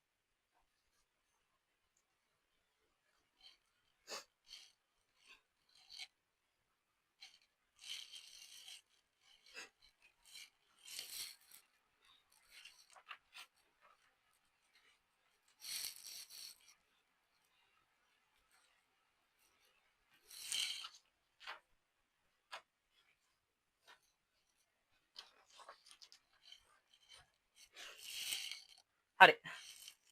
ටියුට් එක ගන්න අපි ටියුට් එක ගණන් ටිකක් හදමු. ටියුට් එකේ ගණන් හදද්දී පළවෙනි ගණන් දෙක මම ගණන් කියන්නේ මම ටක් ගාලා හදාගෙන යන්න ගණන් ටික. එතකොට පළවෙනි ගණන් ටික හොඳට බලා ගන්න හදන විදිය. ඊට පස්සේ ඔයාලා මං ගානක් කියපුවාම මේ ගාන මට කලින් හදන්න උත්සාහ කරන්න පුළුවන් ඔයාලට. කොහොමද? මම ගානේ අංක කියපුවාම වීඩියෝ එක නතර කරනවා. ඒකල ඔයාලට පුළුවන් තරම් වෙලාවක් අරගෙන ගාන හදන්න. දන්න විදිහට හදන්න පුළුවන් තරම් වෙලාවක් අරගෙන ඊට පස්සේ මං හදන එක බලන්න ඔයාලා උත්තරේ හරිද කියලා ඔයාලා හදපු එක. ඒකල චෙක් කරගන්න. හරිද? ඒක තමයි කරන්න ඕනේ ගණන් වල. හරිද? පළවෙනි ගණන් දෙක තුන බලාගන්න. කොහොමද හදන්න දන්නේ නැති. දැන් පටන් ගත්ත ගමන් දන්නේ නැහැ නේ හදන්න. හරිද? ඒක නිසා ගණන් දෙක තුනක් බලාගෙන ඊට පස්සේ ඔයාලට පුළුවන් අංක කියපුවාම ඒ ගාන පුළුවන්ද කියලා බලලා try කරලා බැරි නම් මං හදන එක බලන්න. හරිද? හැදුවා නම් මං හදන එක ඒත් බලලා මොකද කරන්න ඕනේ? ඔයාලා හදපු උත්තරේ හරිද කියලා චෙක් කරගන්න. හරි. පළවෙනි ගාන බලන්න. පළවෙනි ගාන තිරස් රළු තලයක් මත ඇතිවන වස්තුවක් මත චලනය නොවනසේ තිරස්ව 50 නිව්ටන් බලයක් යොදවනු ලබයි. නම් තලය විසින් වස්තුව මත යෙදෙන ඝර්ෂණ බලය කොපමණද? ඒක මෙන්න මෙහෙම කියනවා. වස්තුවක් තියෙනවලු මේ වස්තුව මත යොදනවලු නිව්ටන් 50ක බලයක්. හැබැයි මේ නිව්ටන් 50 නිසා චලනයක් වෙන්නේ නැල්ලු. එහෙනම් යෙදෙන ඝර්ෂණ බලය කීයද කියලා අහන්නේ. කොච්චරක්ද වෙන්න ඕන ඝර්ෂණ බලය? අය අපි කතා කරේ චලනය නොවන අවස්ථාවේ යොදන බලයයි ඝර්ෂණ බලයයි සමානයි. චලනය නොවන අවස්ථාවේ චලනයක් වෙන්නේ නැත්නම් මේ බලය නිසා අපි යොදන බලයයි ඝර්ෂණ බලයයි සමානයි. එහෙනම් උත්තරේ ඝර්ෂණ බලය නිව්ටන් 50මයි. දෙවෙනි එක ඔයාලට කරන්න පුළුවන්. දෙවෙනි එකෙත් කියන්නේ තිරස් රළු තලයක් මත ඇතින වස්තුවක් මත චලනය නොවනසේ නිව්ටන් 70ක බලයක් ඇති කරනවලු. එහෙනම් තලයේ විසින් වස්තුව මත යොදන ඝර්ෂණ බලය. ඒ ගාන කියන්නේ මෙතන 50 වෙනුවට දාන්නේ මොකක්ද? චලනය නොවන පරිදි 70ක බලයක් යොදනවා. චලනය නොවන පරිදි 70ක බලයක් යොදනවා. එහෙනම් ඒ යොදන බලයට චලනය නොවෙනවා නම් ඝර්ෂණ බලය සමාන වෙන්නේ. ඝර්ෂණ බලය 70ක්ම වෙන්නේ. තුන්වෙනි ගාන වස්තුව චලනය නොවන විට පහත දැක්වෙන වස්තුන් මත තලය මගින් ඇති කරන ඝර්ෂණ බලය හා දිශාව සොයන්න.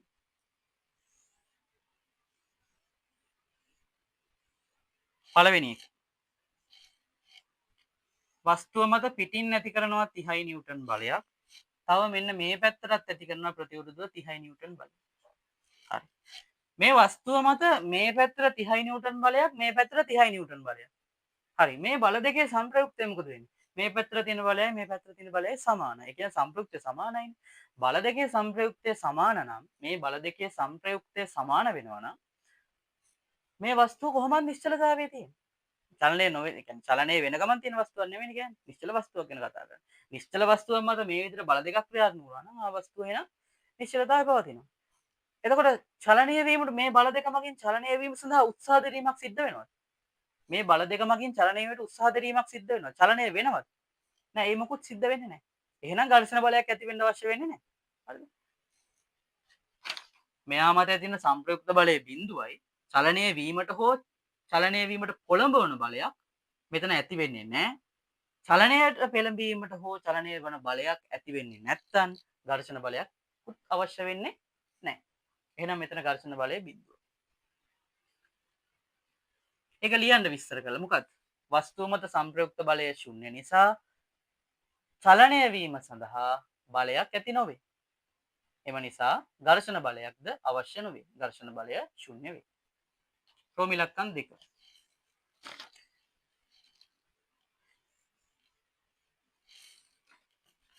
මේ පැත්තට නිව්ටන් 20ක් ඇති වෙනවා. මේ පැත්තට නිව්ටන් 30ක් ඇති වෙනවා. දැන් බලන්න. අපි කලින් බල සමතුලිතතාවය ඉගෙන ගත්තා. දැන් මෙයා මත දකුණු පැත්තට තියෙනවා 20යි නිව්ටන් බලයක්. වම් පැත්තට තියෙනවා 30යි නිව්ටන් බලයක්. කොයි පැත්තටද බලය වැඩි? වම් පැත්තට වැඩි. කීයක් වැඩිද? 30න් 20ක් අඩු කරපුවම 10ක් වැඩි. එතකොට අපි තව රූපයක් ඇන්දොත් වස්තුව මත වම් පැත්තට තියෙනවා 10යි නිව්ටන් සංප්‍රයුක්ත බලය. මේ දෙන්නගේ සංප්‍රයුක්තය 10යි. කොයි පැත්තටද? වම් පැත්ත. එහෙනම් මේ බලය නිසා වස්තුව චලනය වෙන්න උත්සාහ කරන්නේ කොයි පැත්තටද? වස්තුව චලනය වෙන්න උත්සාහ කරන්නේ මේ පැත්තට. හැබැයි චලනය වෙන්නේ නැහැ. කියනවා මේකේ වස්තුව චලනය නොවේ නම් කියලා. වස්තුව චලනය වෙන්නේ නැත්තම් මේ චලනය වීමට පෙළඹෙන බලය 10යි නිව්ටන්. ඊට සමාන හා ප්‍රතිවිරුද්ධ බලයක් වස්තුව මත පෘෂ්ඨයෙන් ඇති වෙන්න ඕනේ. එහෙනම් ඝර්ෂණ බලය කීයක් වෙනවද? නිව්ටන් 10ක්. ඝර්ෂණ බලය නිව්ටන් 10ක් මේ දිශාවට. රූපය ඇඳලා ලියාගන්න. ක්‍රොමිලක්කන් 3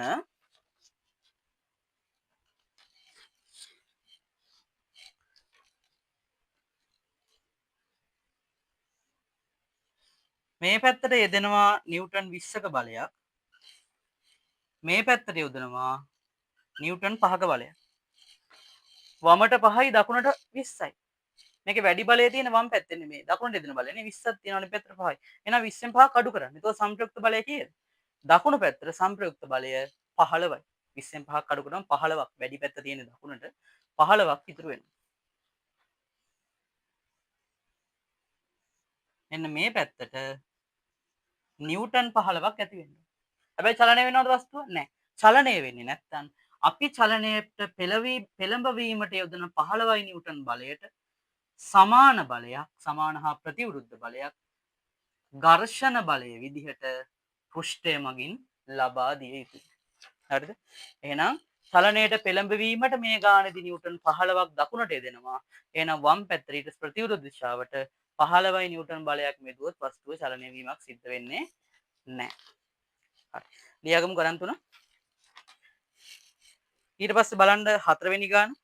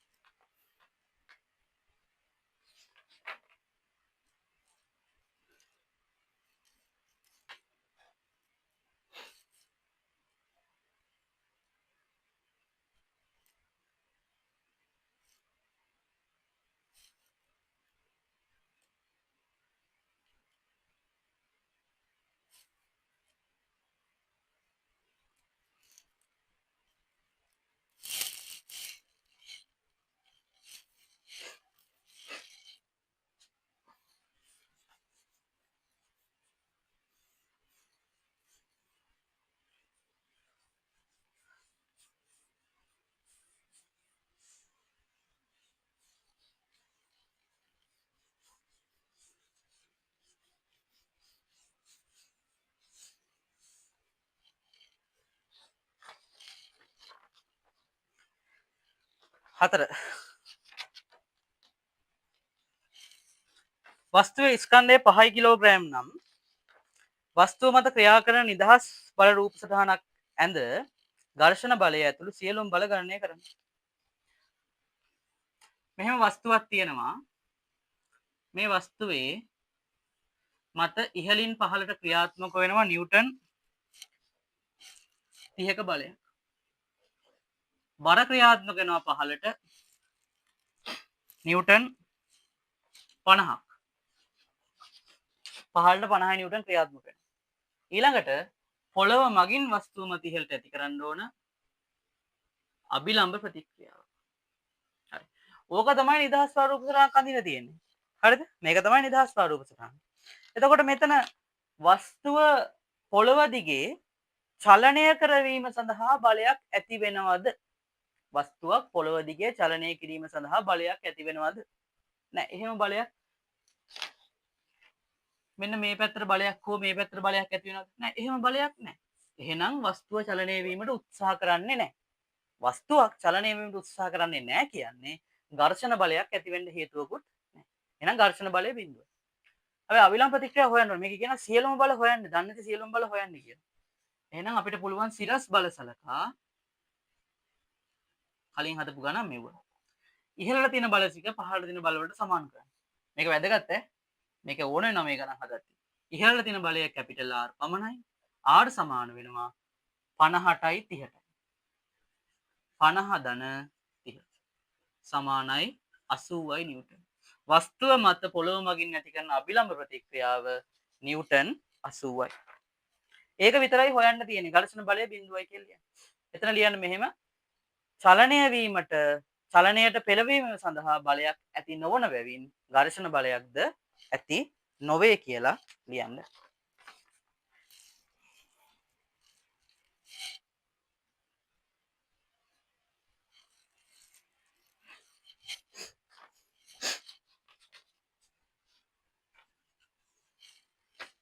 පස්වෙනි ගාන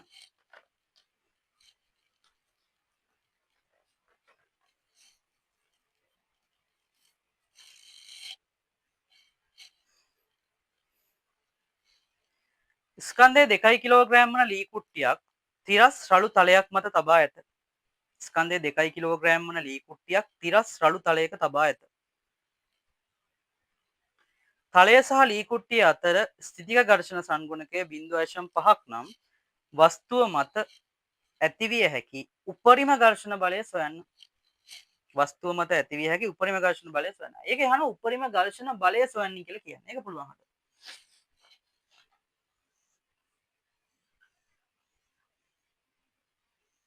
වස්තුවක් මේකේ ස්ථිතික ඝර්ෂණ සංගුණකය μ සමානයි 0.5යි කියලා දීලා තියෙනවා.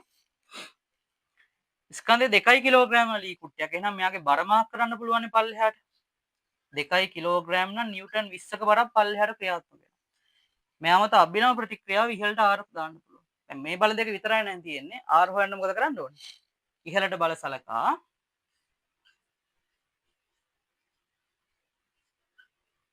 ඉහළ තියෙන බලය R සමාන වෙනවා පහළට තියෙන 20යි නිව්ටන්. R සමානයි 20යි නිව්ටන්.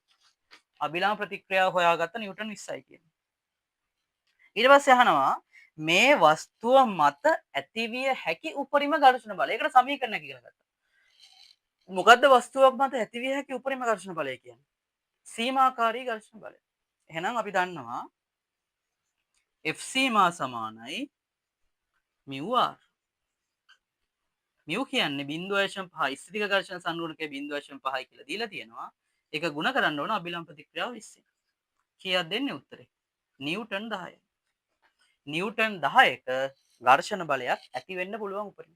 එහෙනම් මේ වස්තුවට චලනය වීම සඳහා නිව්ටන් 10ක පෙළ නිව්ටන් 10ක් වෙනකන් බලයක් යෙදුවට වස්තුව චලනය වෙන්නේ නැහැ. හරිද? බිඳුවේ ඉඳලා නිව්ටන් 10 දක්වා අපිට ඕන බලයක් මේකට යෙදුවට වස්තුව චලනය වෙන්නේ නැහැ. 10ට වඩා වැඩි බලයක් යෙදුවොත් වස්තුව ඔන්න චලනය වෙන්න පටන් ගන්නවා. ඒක තමයි මෙතන අපි හෙව්වේ උපරිම ඝර්ෂණ බලය තමයි F සීමා සමීකරණ දාලා අපිට හොයන්න පුළුවන් වෙන්නේ. හරිද? හරි. හදාගමු ඒ ගානත්.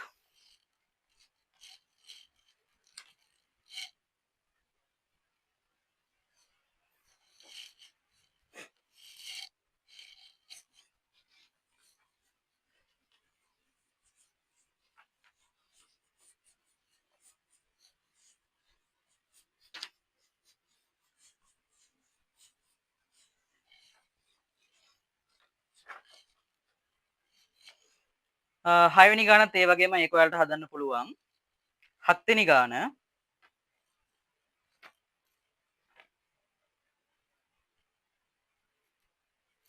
ස්කන්ධය 4 කිලෝග්‍රෑම් ලී කුට්ටියක් තියෙනවා. ඒ ලී කුට්ටිය සහ පොළව අතර ඝර්ෂණ බලය ඝර්ෂණ සංගුණකය 0.5යි කියලා දීලා තියෙනවා. එතකොට වස්තුව මත නිව්ටන් 10ක බලයක් යෙදුවොත් වස්තුව චලනය වෙනවද කියලා අපෙන් අහනවා. හරි චලනය වේද? නොවේද? නම් නොවේ නම් වස්තුව චලනය වේද? චලනය නොවේ නම් චලනය වීම සඳහා යෙදිය යුතු අවම බලයක් සොයන්න කියලා කියනවා. හරි. අපි රූපයක් අඳිමු මේකට. 7 වෙනි ගාන නේද? අංක 7. ස්කන්ධය 4ක් වන වස්තුවක් 4 කිලෝග්‍රෑම් කියන අපිට මෙයාගේ බර මාක් කරන්න පුළුවන් නිව්ටන් 40ක්. අභිලම්බ ප්‍රතික්‍රියාව ඉහළට. ඒවා ඉක්මනට මාක් කරගන්න පුළුවන් ඒවා බර සහ අභිලම්බ ප්‍රතික්‍රියාව. තා බල මොකුත් නෑ මේකේ. හරිද? ඝර්ෂණ සංගුණකේ 0.5 කියලා දීලා තියෙනවා. හරි. දැන් අපි හොයමු 10යි නිව්ටන් සඳහා චලනය වෙනවද නැද්ද කියලා. දැන් ඔක්කොටම කලින් හොයලා දැන් චලනය වීම සඳහා වස්තුවක් චලනය වීමට නම් අපි යොදන බලය සීමාකාරී ඝර්ෂණ බලයට වඩා වැඩි වෙන්න ඕනේ. හරිද? සීමාකාරී ඝර්ෂණ බලයට වඩා වැඩි වෙන්න ඕනේ. එහෙනම් සීමාකාරී ඝර්ෂණ බලය මුලින්ම හොයලා ඉන්න. මේක අපිට ලියන්න පුළුවන් ඉහළට බල සලකා R සමාන වෙනවා 40යි නිව්ටන්. F සීමා සමානයි μr. μ කියන්නේ 0.5 වතාවක් R කියන්නේ 40.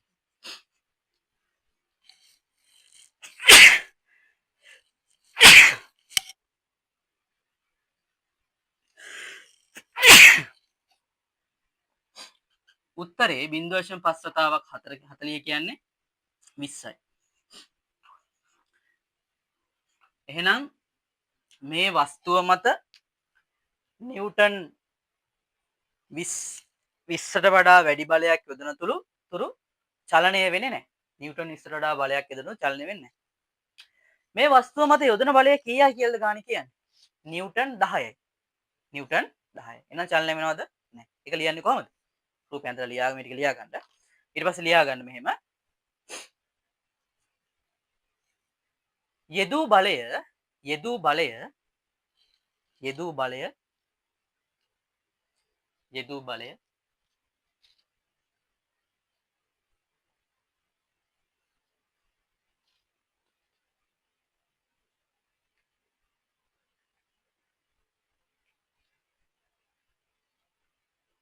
යෙදූ බලය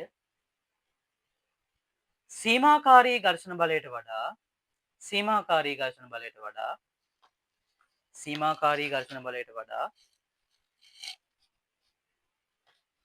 අඩු බැවින් යෙදූ බලය සීමාකාරී ඝර්ෂණ බලයට වඩා අඩු බැවින්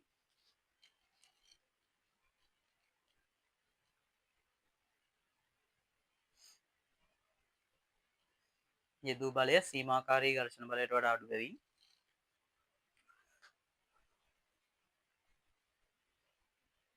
වස්තුව චලනය නොවේ. වස්තුව චලනය නොවේ. වස්තුව චලනය නොවේ. සීමාකාරී ඝර්ෂණ බලයට වඩා අඩු බැවින් වස්තුව චලනය නොවේ.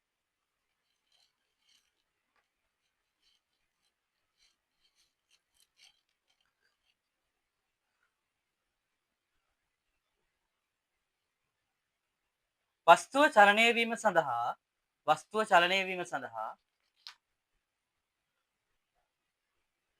යෙදිය යුතු අවම බලය එහෙනම් මෙයා චලනය කිරීමට 20ක් අතද අපි සාමාන්‍යයෙන් අර 20 කියන්නේ චලනය වීමට ඔන්න මෙන්න අවස්ථාව කියන්නේ චලනය වීමට පටන් ගන්න අවස්ථාව කියන්නේ හරිද? දැන් සාමාන්‍යයෙන් ඇත්තටම වෙන්න ඕන 20ට වඩා වැඩි වෙන එකනේ. හරිද? එතකොට මේ වගේ ගැටලුවක චලනය වීම සඳහා යෙදිය යුතු අවම බලය කියලා අපෙන් ඇහුවොත් අපි ලියන්නේ සීමාකාරී ඝර්ෂණ බලය. තේරුණාද? සීමාකාරී ඝර්ෂණ බලය තමයි චලනය වීම සඳහා යෙදිය යුතු අවම බලය කියලා ගන්න. හරිද? චලනය වීම සඳහා යෙදිය යුතු අවම බලය වන්නේ නිව්ටන් 20කි. නිව්ටන් 20කි. අත්‍තරම නම් චලනය වෙන්න ඊට වඩා වැඩි බලයක් යොදන්න ඕනේ චුට්ටක් හරි.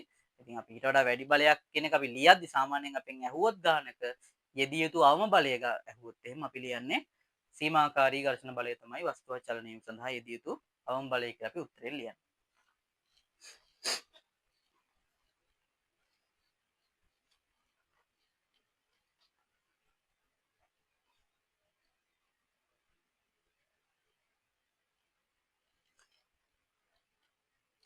අටවෙනි ගාන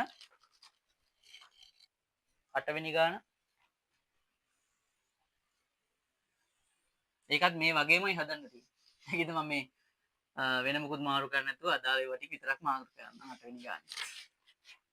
රූපෙත් එකමයි. ස්කන්ධය 10 කිලෝග්‍රෑම් වන ලී කුට්ටියක් ස්කන්ධය 10 කිලෝග්‍රෑම් වන ලී කුට්ටියක් තිරස් රළු තලයක් මත තබා ඇත. තලය සහ ලී කුට්ටිය අතර ස්ථිති ඝර්ෂණ සංගුණක 0.4යි. වස්තුව චලනය සඳහා යෙදිය යුතු අවම බලය සොයන්න. 10 කිලෝග්‍රෑම් කියන්නේ 100යි නිව්ටන්. එහෙනම් සිරස් බල සලකපුවම අපිට අභිලම් ප්‍රතික්‍රියාව හොයන්න පුළුවන්. R සමානයි නිව්ටන් 100. R සමානයි නිව්ටන් 100. ඔන්න වස්තුව මත අභිලම් ප්‍රතික්‍රියාව බලට සමානයි නිව්ටන් 100ක් කියලා ආවා. හරිද? යෙදිය යුතු අවම බලය ඇහුවොත් මොකක්ද අපි හොයන්න ඕනේ? සීමාකාරී ඝර්ෂණ බලය කීයද කියලා හොයන්න. එහෙනම් F සමානයි μr දානවා. μ කියන්නේ 0.4 වතාවක් R කියන්නේ 100.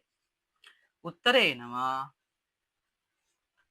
F සීමා සමාන වෙනවා 40යි නිව්ටන්. F සීමා සමානයි නිව්ටන් 40ක් නම් මේ වස්තුව මත වස්තුව යාන්ත්‍රණයෙන් චලනය කිරීම සඳහා යෙදිය යුතු අවම බලය නිව්ටන් 40යි. රූපය ඇඳලා ඔක්කොම ටික ලියන්න. වස්තුව චලනය කිරීම සඳහා යෙදිය යුතු අවම බලය නිව්ටන් 40කි. වස්තුව චලනය කිරීම සඳහා යෙදිය යුතු අවම බලය නිව්ටන් 40කි. ඊට වඩා අඩු බලයක් නම් යෙදුවට වස්තුව චලනය වෙන්නේ නැහැ. ඊට වඩා වැඩි බලයක් තමයි යොදන්න ඕන.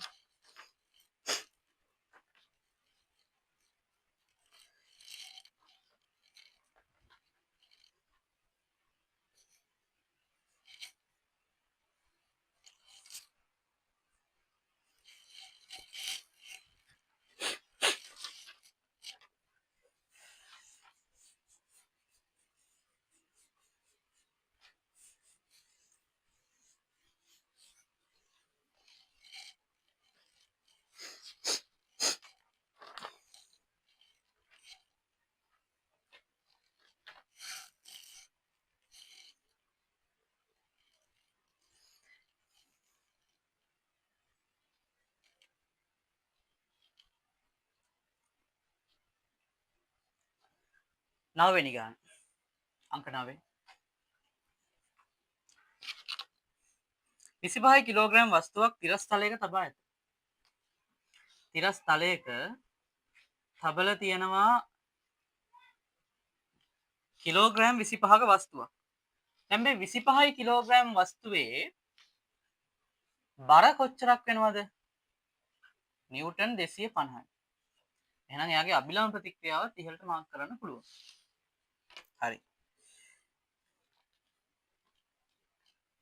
ඒකල කියනවා චලිතය ආරම්භ වීමට නම් යෙදිය යුතු අවම බලය 100යි නිව්ටන්. එහෙනම් චලිතය ආරම්භ කිරීමට යෙදිය යුතු අවම බලය කියන අපිට දන්නවා කලින් ගණක් ඇදුවනේ. යෙදිය යුතු අවම බලය සමාන වෙන්නේ මොකේද? සීමාකාරී ඝර්ෂණ බලයට. හරිද? එහෙනම් මේකෙන් ගන්න පුළුවන් දේ මොකද්ද? F සීමා සමාන වෙනවා නිව්ටන් 100කට. F සීමාකාරී ඝර්ෂණ බලය නිව්ටන් 100ට සමානයි. මේක කියනවා චලිත වීම සඳහා යෙදිය යුතු අවම බලය නිව්ටන් 100ක්. ඒ කියන්නේ අවම බලය සමාන වෙන්නේ සීමාකාරී ඝර්ෂණ බලයට. හරිද? සීමාකාරී ඝර්ෂණ බලය නිව්ටන් 100යි එහෙනම්. වස්තුව සහ තලය අතර ඝර්ෂණ සංගුණකය සොයන්න. සිරස් බල සලකන අපිට හොයන්න පුළුවන්. R සමානයි නිව්ටන් 250යි කියලා ලියන්න පුළුවන්. ඊට පස්සේ F සීමා සමානයි μr. F සීමා කියන නිව්ටන් 100යි. mu හොයන්න තියෙන එක අභිලම්බ ප්‍රතික්‍රියාව නිව්ටන් 250යි. හරි. mu සමාන වෙනවා 100 බෙදීම 250ට.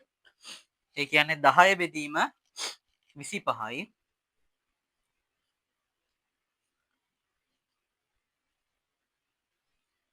පහෙන් 2යි.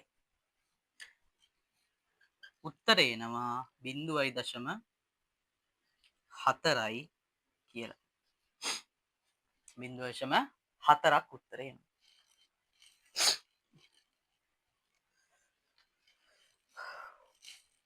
හදාගමු.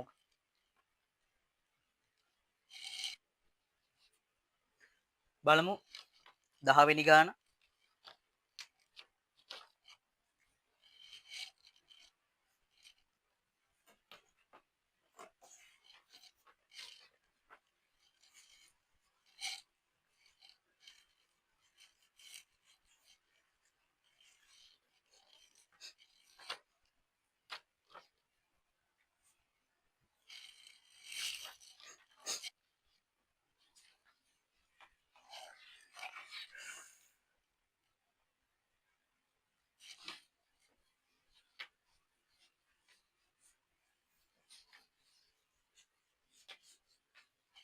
දහවෙනි ගානේ කියනවා සීමාකාරී සමතුලිතතාවයේ ඇති වස්තුවක් මත. කියන්නේ සීමාකාරී සමතුලිතතාවය කියන්නේ චලනය වීමට ඔන්න වෙන යාන්ත්‍රික චලන වෙන අවස්ථාව කිව්වොත් අපි කියන චලනය වීමට ඔන්න වෙන අවස්ථාව නැත්නම් අපි කියන යාන්ත්‍රික චලන වෙන අවස්ථාව. හරිද? ඒකට කියන සීමාකාරී සමතුලිතතාවය. හරිද? සීමාකාරී සමතුලිතത කියන අවස්ථාවේදී ක්‍රියාත්මක වෙන්න ඕනේ සීමාකාරී ඝර්ෂණ බලය සීමා. හරි. උපරිම ඝර්ෂණ බලය ක්‍රියාත්මක වෙන්න. සීමාකාරී සමතුලිතතාවයේ ඇති වස්තුවක් මත තිරස්ස තලය දිගේ 200 නිව්ටන් බලයක් ක්‍රියා කරන විට. හරිද? සීමාකාරී සමතුලිතතාවයේ ඇති වස්තුවක් මත තිරස්ව තලය දිගේ නිව්ටන් 200ක බලයක් ක්‍රියාත්මක වෙනවා. තිරස්ස තලය දිගේ නිව්ටන් 200ක බලයක් ක්‍රියාත්මක වෙනවා නම් ඝර්ෂණ බලය සොයන්න කියනවා. ඉතින් ඝර්ෂණ බලයත් 200ම තමයි නේද? ඝර්ෂණ බලය නිව්ටන් 200යි. හරිද? යෙදෙන බලය ඝර්ෂණ බලයට සමානයි. ඝර්ෂණ බලය නිව්ටන් 200යි. ඝර්ෂණ සංගුණකය සොයන්න. හරිද? හරි මේ ගානේ පොඩි වෙනසක් කරගමු. අතර මේ දෙන්න බැරිලා තියෙන ස්කන්ධය දෙන්න බැරි වෙලා තියෙනවා. ලියා ගන්නකෝ 50 කිලෝග්‍රෑම් වස්තුවක් මත කියලා.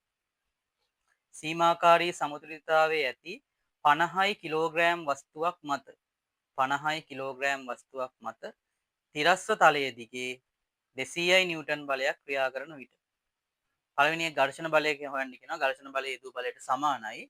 හරිද? ඒත් 200යි නිව්ටන්. ඝර්ෂණ සංගුණකය අහන්න. දැන් මෙතන තියෙන සීමාකාරී ඝර්ෂණ බලයම තමයි ඈ. ඒක අපිට සමීකරණය දාන්න පුළුවන්.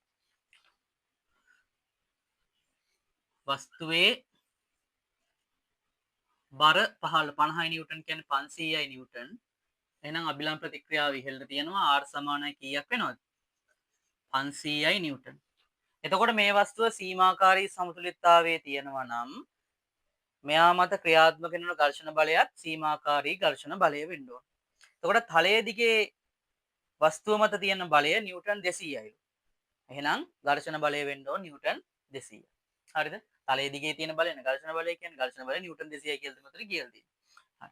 ඒ කියන්නේ F සීමා සමානයි නිව්ටන් 200.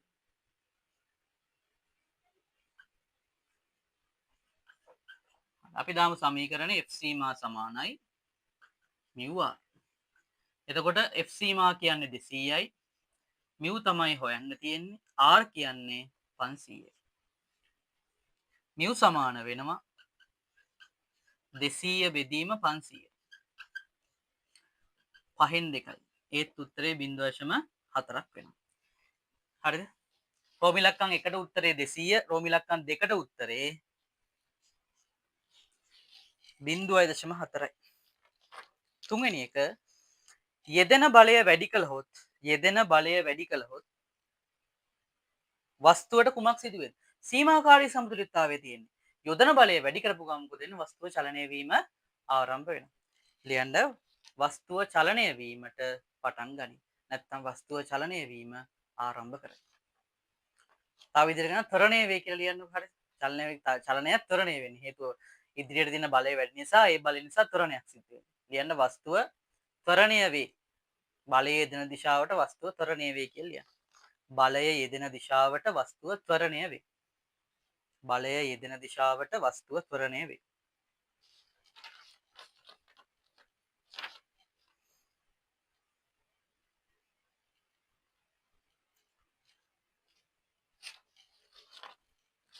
එකොළොස්වෙනි ගානක් කරමු.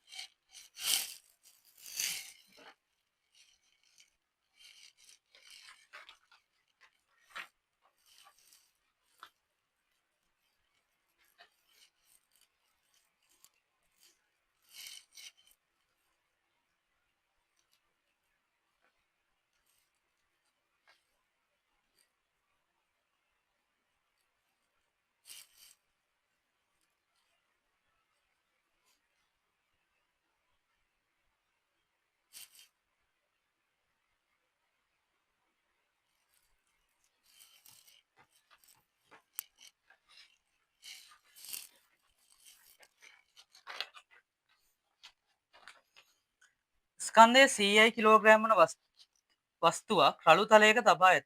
වස්තුව සහ තලය අතර ඝර්ෂණ සංගුණකය 0.4ක් නම් වස්තුව යාන්ත්‍රමින් ඇදීම සඳහා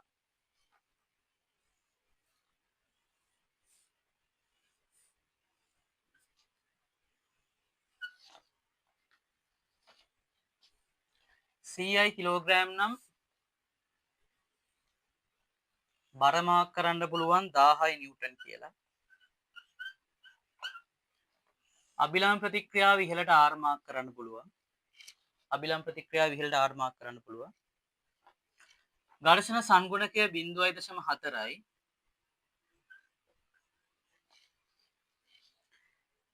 පළවෙනි එකේ කියනවා මේක කියනවා වස්තුව යාන්තමින් ඇදීම සඳහා වස්තුව යාන්තමින් අදිනවා කියන්නේ මොකද්ද? එහෙනම් වස්තුව ඒ අවස්ථාවේ පවතින්න ඕනේ සීමාකාරී සමතුලිතතාවය. යාන්තමින් අදින අවස්ථාවේදී ක්‍රියා කරන ඝර්ෂණ බලය මොකක්ද? සීමාකාරී ඝර්ෂණ බලය. හරි. සමාන්තරව යෙදිය යුතු බලය සොයන්න කියලා කියනවා. යාන්ත්‍රමින් චලනය කිරීමට සමාන්තරව යෙදිය යුතු බලය. ඔක්කොටම කලින් මේ වස්තුව මත ඇති වෙන්න පුළුවන් උපරිම ඝර්ෂණ බලය. ඒ කියන්නේ සීමාකාරී ඝර්ෂණ බලය හොයාගන්න ඕනේ. අපිට ලියන්න පුළුවන් R සමානයි නිව්ටන් 1000යි. හරිද? එහෙනම් F සීමා සමානයි μr. μ කියන්නේ 0.4 වතාවක් R කියන්නේ 1000යි. උත්තරේ එනවා 400යි නිව්ටන්. හරිද? එහෙනම් මේ වස්තුව මත ඇතිවෙන්න පුළුවන් උපරිම ඝර්ෂණ බලය නිව්ටන් 100යි. එහෙනම් යාන්තමින් මේ වස්තුව චලනය කිරීම සඳහා අපි නිව්ටන් 400ක බලයක් F සීමාට සමාන බලයක් යෙදිය යුතුයි. යාන්තමින් චලනය කිරීම සඳහා වස්තුවට සමාන්තර යෙදිය යුතු බලය කීයක් වෙනවද? නිව්ටන් 400ක්. මෙන්න මේ පැත්තට නිව්ටන් 400ක් යෙදුවොත් තමයි වස්තුව යාන්තමින් චලනය කරන්න පුළුවන් වෙන්නේ. ඒ කියන්නේ ඒ අවස්ථාවේ ක්‍රියා කරන්න පුළුවන් උපරිම ඝර්ෂණ බලය තලයේ දිගේ නිව්ටන් 400 ක්‍රියාත්මක වෙනවා. හරිද? තලයේ දිගේ කොච්චර බලයක් ක්‍රියාත්මක වෙනවද? නිව්ටන් 400ක්. යාන්තමින් චලනය වෙන අවස්ථාවේදී ක්‍රියාත්මක වෙන්නේ සීමාකාරී ඝර්ෂණ බලය. සීමාකාරී ඝර්ෂණ බලය 400යි කියලා හොයාගත්තා. එහෙනම් මේ පැත්තට ඝර්ෂණ බලය 400ක් නම් ඊට සමාන බලයක් මේ පැත්තට යොදවුවොත් යාන්තමින් චලනය කිරීමේ හැකියාව තියෙනවා.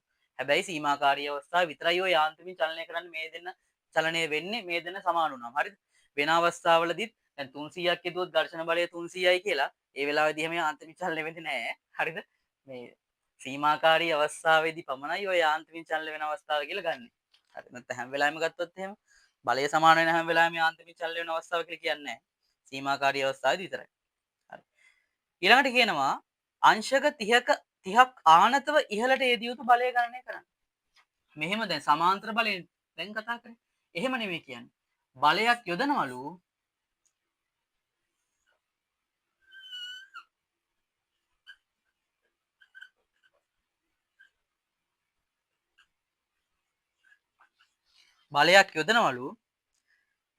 අංශක 30ක් ආනතව ඉහළට. හරිද? තලයට. තලයට මේකනේ තලය. තලයට අංශක 30ක් ආනතව. තලයට අංශක 30ක් ආනතයි. තලයට අංශක 30ක් ආනතව ඉහළට යෙදිය යුතු බලය කීයද කියලා අහනවා. හරි. අපි හිතමු මේ යෙදිය යුතු බලය F කියලා. ඒ යෙදිය යුතු බලය F කියලා හිතන්නකෝ. ඒක රෝමි ලක්කම් 2. මේක රෝමි ලක්කම් 1. රෝමි ලක්කම් 2. මොකද වෙන්න ඕනේ? දැන් යාන්තමින් චලනය වෙන අවස්ථාවේදී හරිද? අපිට මේ යොදන බලය විභේදනය කරගන්න පුළුවන් මේ විදිහට. එකක් මේ පැත්තට ලියන්න පුළුවන් F cos 30යි කියලා. අනිත් එක මෙහෙට ලියන්න පුළුවන් F sin 30යි කියලා. F sin 30යි F cos 30යි බල දෙකක් ක්‍රියාත්මක වෙනවා. මේ විදිහට F sin 30යි cos 30යි බල දෙකක් ක්‍රියාත්මක වෙනවා. ඝර්ෂණ සංගුණකයේ මේ සමානයි 0.4. හරිද? දැන් මෙහෙම බල ක්‍රියාත්මක වෙද්දී හරිද? අපිට සිද්ධ වෙනවා නැවත සැරයක් R හොයාගන්න. අපිට සිද්ධ වෙනවා නැවත සැරයක් R හොයාගන්න. දැන් කලින් ඝර්ෂණ උපරිම සීමාකාරී ඝර්ෂණ බලය 400ක් වුණාට දැන් එහෙම වෙන්නේ නැහැ. මම රෝමි ලක්කම් එකේ කොටස මකලා දාන්නම්. මේක රෝමි ලක්කම් 1ට. හරිද? රෝමි ලක්කම් 2ට ආපුවාම F සීමා කීයද කියලා අපි හරියටම තාම දන්නේ නැහැ. F සීමා. F සීමා සමානයි. ඒක හොයලා දාමු මෙතෙන් පස්සේ. ඔක්කොටම කලින් F සීමා හොයන්න කලින් මේ කලින් ලියපු R එකනේ. ඒකත් අයින් කරමු. දැන් R වෙනස් වෙනවා. අයි R වෙනස් වෙන්නේ. කලින් තිබුණේ බර සහ අභිලම්බ ප්‍රතික්‍රියාව පමණයි. කලින් තිබුණේ බර සහ අභිලම්බ ප්‍රතික්‍රියාව පමණයි. නේද? දැන් මේ ඉහළට තව බලයක් ඇති වෙලා තියෙනවා මෙතන. F sin t බලයක් ඇති වෙලා තියෙනවා. එහෙනම් අභිලම්බ ප්‍රතික්‍රියාව ඒකත් එක්කම තමයි හොයන්න වෙන්නේ. හරි. අපිට ලියන්න පුළුවන් සිරස් බල සලකා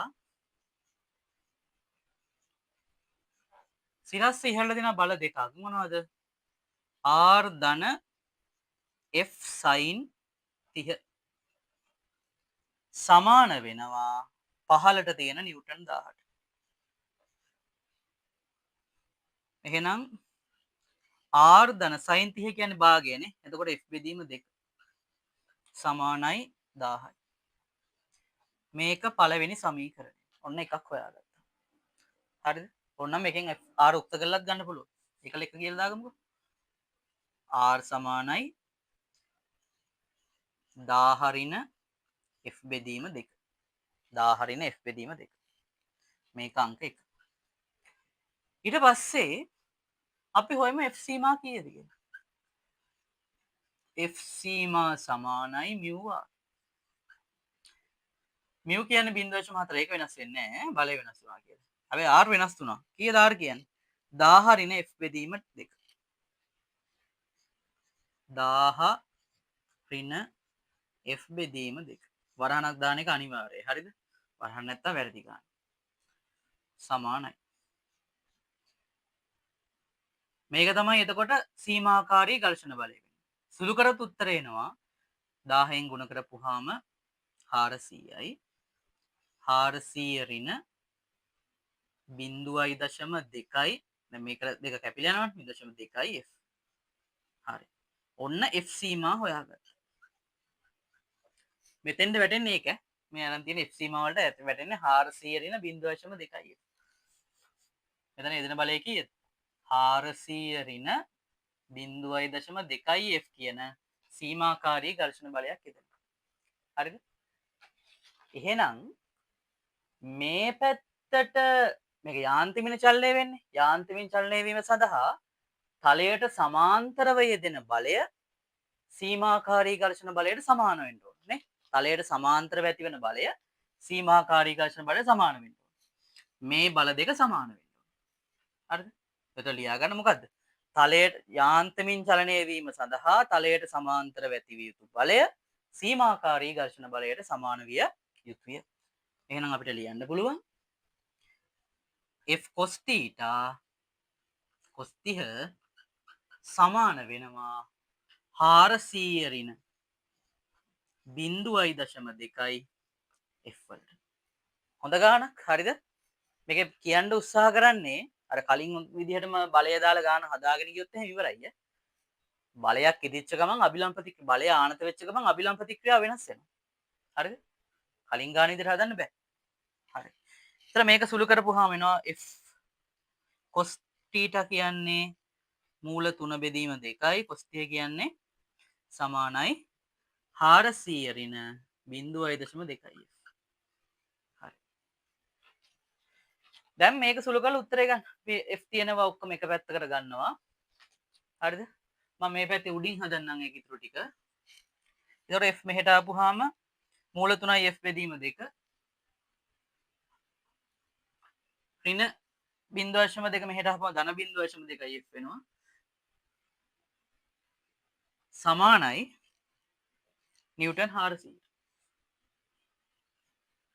සමානයි නිව්ටන් 400.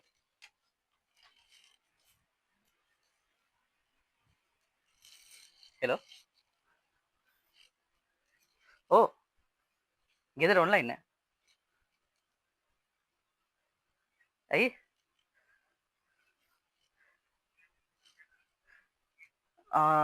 account එකේ තිබ්බොත් දාන්න. මම ඒකේ නැතුව ඇති මං හිතන්නේ. මම පොඩ්ඩක් බලන්න තිබ්බොත් දාන්න. පොඩ්ඩක් බලන්න බෑ. මේ මට හරි බැරි වුණොත් කියන්න.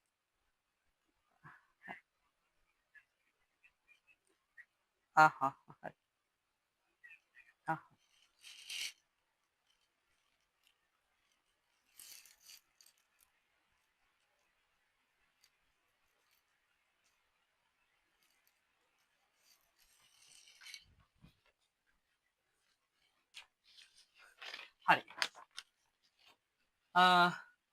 මේක සුළු කරපුවාම අපිට පුළුවන් මූල 3 කියන්නේ 1.732 1.732 ඒක බෙදන්න ඕන දෙකෙන්. ඒතර උත්තරය එනවා 0.17 දෙකෙන් බෙදපුවාම 8යි දෙවරකට 16යි එකක් ඉතුරුයි 13 දෙකෙන් බෙදුනම 6යි 12යි එකක් ඉතුරුයි 12 දෙකෙන් බෙදපුවාම ඒත් 6යි 0.8යි 6යි 6යි 0.8යි 6යි 6යි f ධන 0.2යි f සමානයි 400. මෙතන සුළු කරපුවාම උත්තරේ එනවා 6යි 6යි 10න් බිඳුව දැම්මා එකක් 1.06යි f සමානයි 400. f සමාන වෙනවා 400 බෙදීම 1.06යි 6ට. මේක සුළු කරලා උත්තරේ ගන්න. හරිද? 400 බෙදීම 1.06යි 6.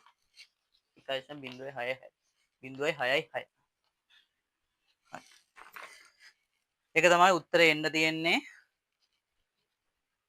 රෝමි ලක්කම් දෙකට. හරිද?